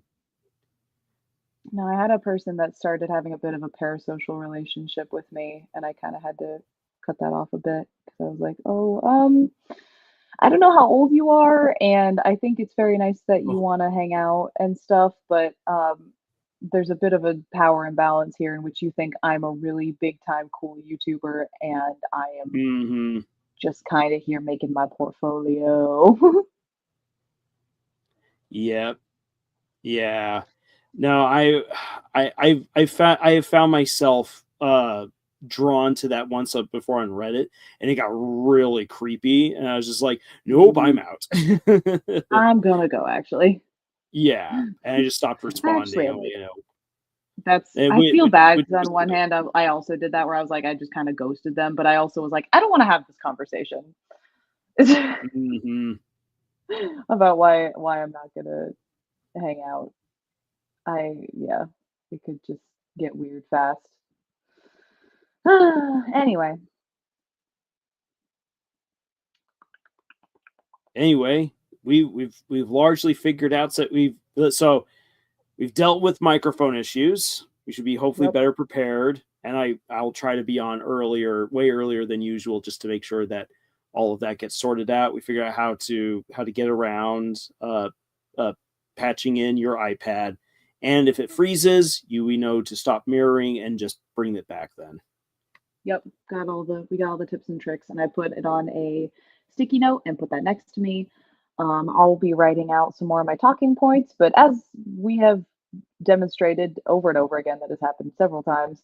I don't need to have that many talking points, honestly, because we always end up engaging in a bunch of conversation that just kind of leads to exploration of my opinions and advice anyway. So, So yeah, by the end of it, I guess the only thing left to say really is by the maybe the third hour, if it goes that long, or like whenever it's sort of the end of the stream, we can just kind of be like, okay, we're gonna be picking some people's characters, blah blah blah. We'll draw them for a bit. Oh, actually, there was one thing I wanted to show you. Okay. Before I get off. Hold on, let me share my screen. Entire screen share. I wanted to show you because it was. Can you see my screen? All right, hold on, wait. Let me do the Let sharing. me let me add it back on. All right, there we are. It's back on. All right, I wanted to show you this in advance. You get to see this before anybody else. Oh, We got a character turnaround sheet. The first of them. yes. Oh my gosh, Semantic, the good There he board. good the boy bird. Oh, but yeah, Boy. I'm really happy with how this is turning out so far. Ooh. It feels very professional. I like your interpretation of his arms.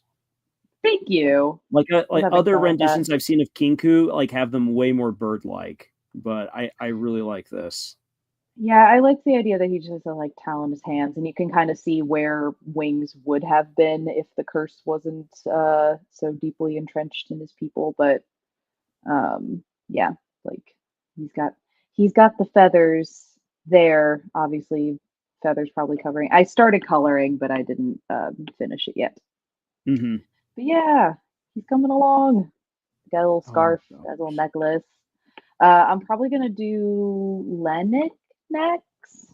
I actually was considering bringing this up also for some content for the live stream, If you want to. um, but it didn't actually come up that much while we were talking before. So Yeah, we'll see how the flow of the conversation goes. But if you feel like sharing semantic, absolutely. yeah, I mean, just sort because of the ideas that went into him. we can talk about who semantic is. Then next year there's probably going to be a graphic novel in the works.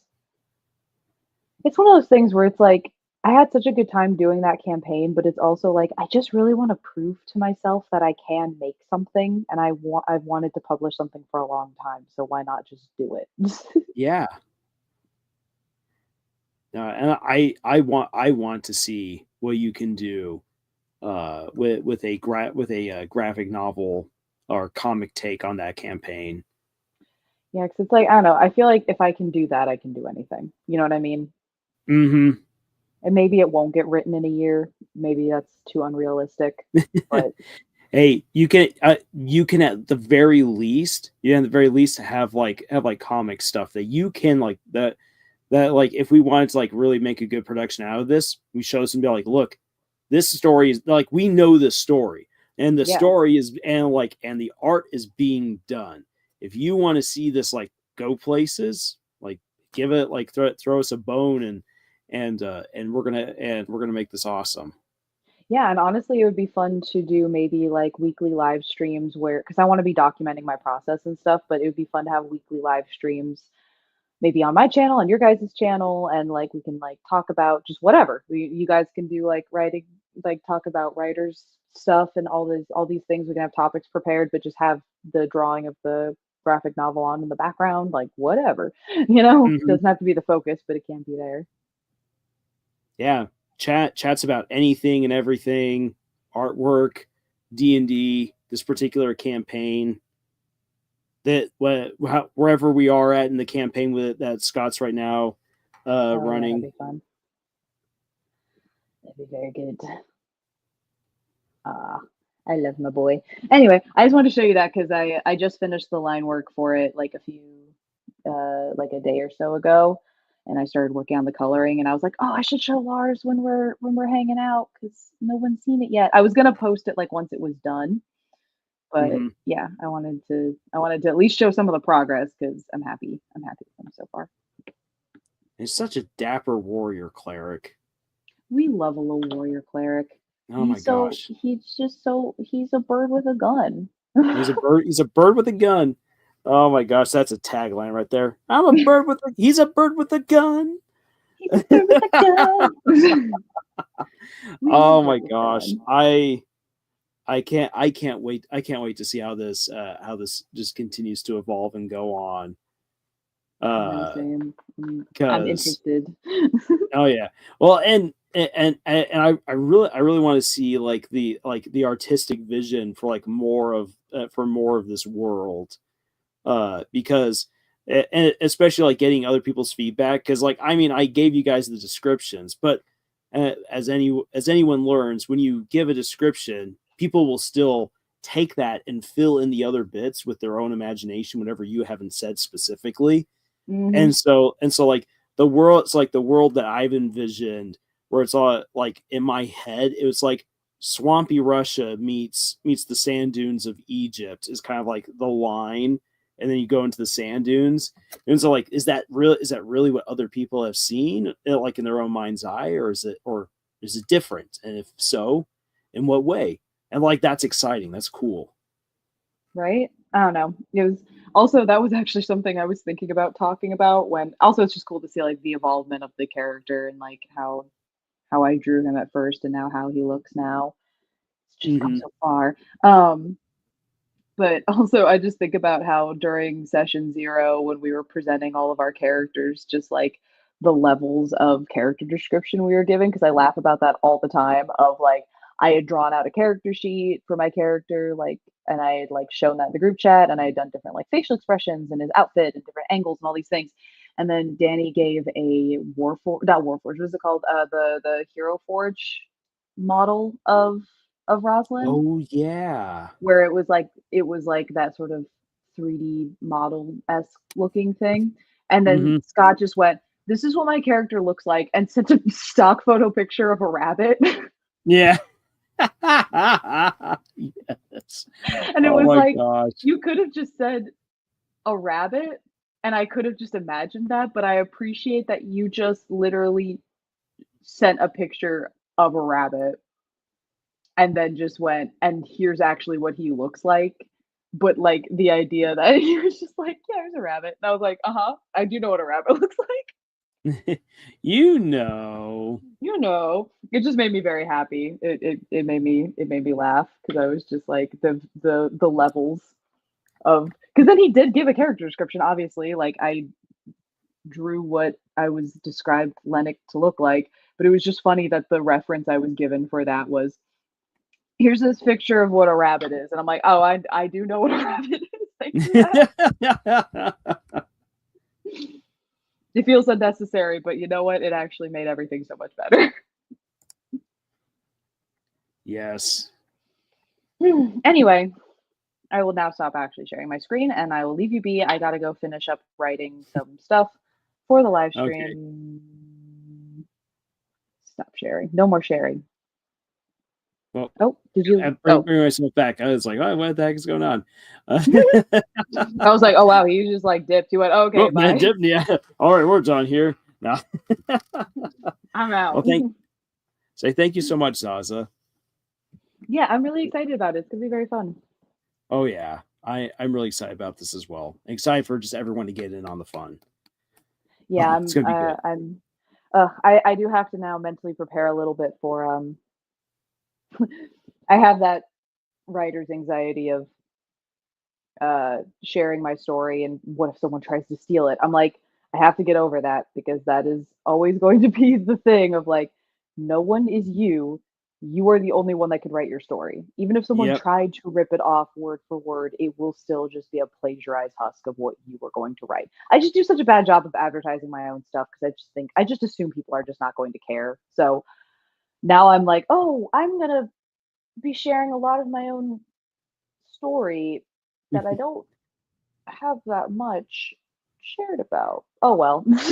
Oh well, say that people are going to like it. Well, excuse me, dinner's coming back to kill me.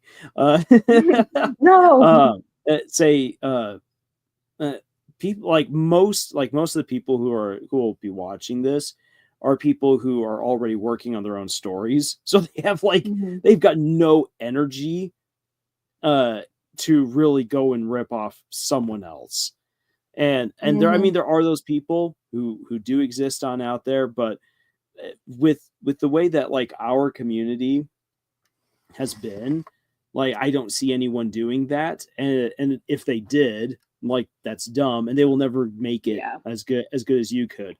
And I think most Aw. people like they want to see what other people are coming up with. Like it makes them excited to see the inspiration that others have, how they deal with that, how they try to bring it to life, and that's very motivating, very hopeful to see what other people are working on and how they're working on it.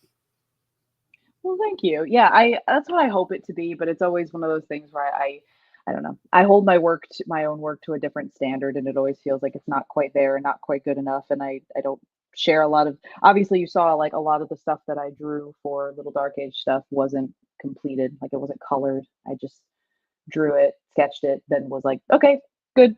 It's my own stuff, so I can't work on it. I have other stuff to work on that's more important than my stuff. It's like, or it's like my work is so important. I have to take the time and set aside all this time to do it. It's like just draw it, please. Mm-hmm.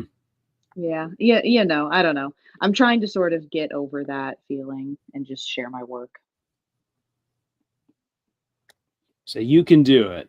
This is a good step. This is going to make you feel, well, you're not going to feel all that great in the moment, maybe, but it's going to be one of those things upon reflection. You're like, one of those things. It's one of those things upon reflection. You're like, oh, I actually did fairly well. Good me. I think it's gonna be a good time. I always have fun with you guys on live streams. I always build it up in my head where I'm like, I'm so nervous. Oh my god, and then I do it, and I'm like, oh yeah, no, this is Lars and the gang. It's a good time. Mm-hmm. I don't know. Once I'm in it, I'm usually fine. And again, it's not like it's just. I think that's what's nice is that it's not just me. I think if it was just me doing this, I would be way more nervous or almost disinterested because I again just assume like, oh, it's just gonna be me talking, so no one's gonna care. But it's not gonna just gonna be me. We're gonna be a bunch of people having a discussion. It's great. Yeah. But yeah, Yeah. No, it'll be great, and we'll see. We'll see if Nathan also wants to share some of his artwork, and if his computer will let him this time around. yeah, we'll see. We'll see. But we'll see. But I think that a lot of it again will kind of be led by you, and people will be excited to see what you can do and what you can present. So it's going to be a lot of fun. I'm excited. Two and a half to 3 hours of just friends hanging out, having a good time, talking characters, writing, and drawing. Having a good time drawing. It's a drawing. Yeah, I'm excited. It's a drawing. Are you a drawer? I'm excited to see what kind of characters people present. I actually hope that some people bring some D&D characters to the conversation because I have a good time working with D&D characters because again, it goes into that idea of you made someone to embody, and that means that some part of it is very intrinsically you.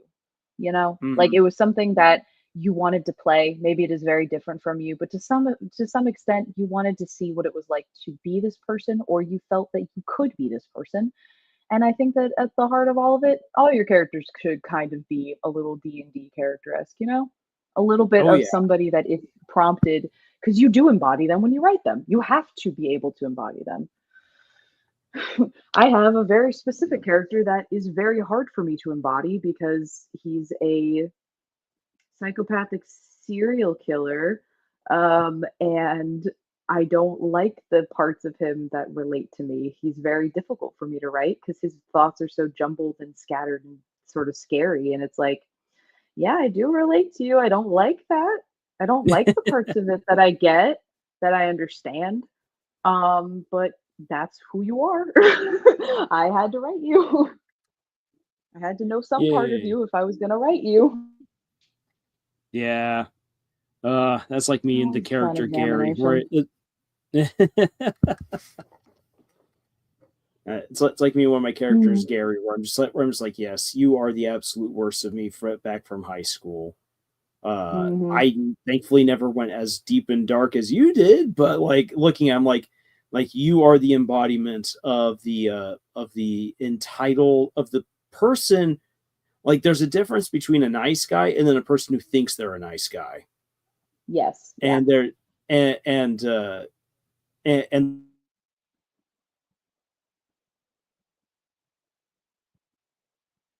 no, you might have cut out. Dang it. I want to hear what you're saying. Cutting out right at the end. I guess we can save this for the live stream, but damn it. Get back here.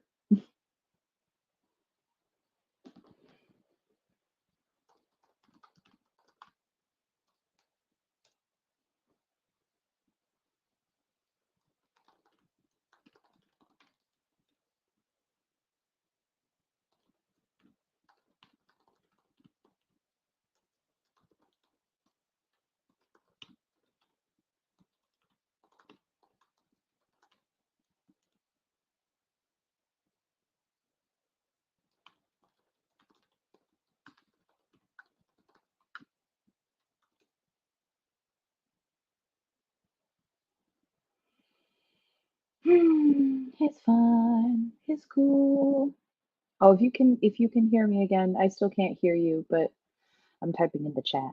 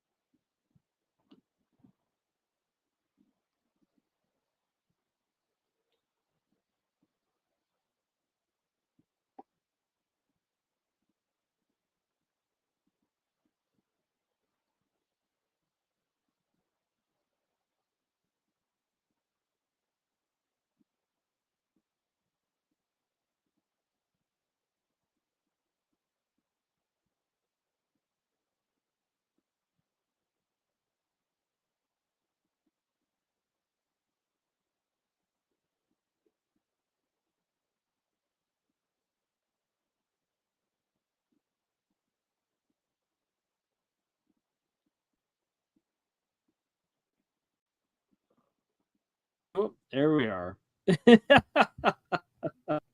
I I will give with that sign in mind, I will give a proper good night because I do want to hear your thoughts, but I probably should go finish writing all my notes and stuff. We'll say good night.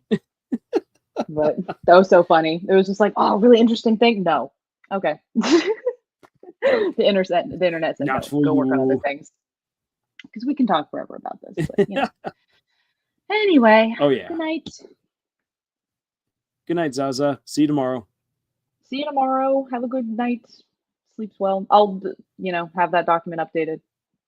I'll announce that I'm going to be on your stream. All that stuff. All right. Good night.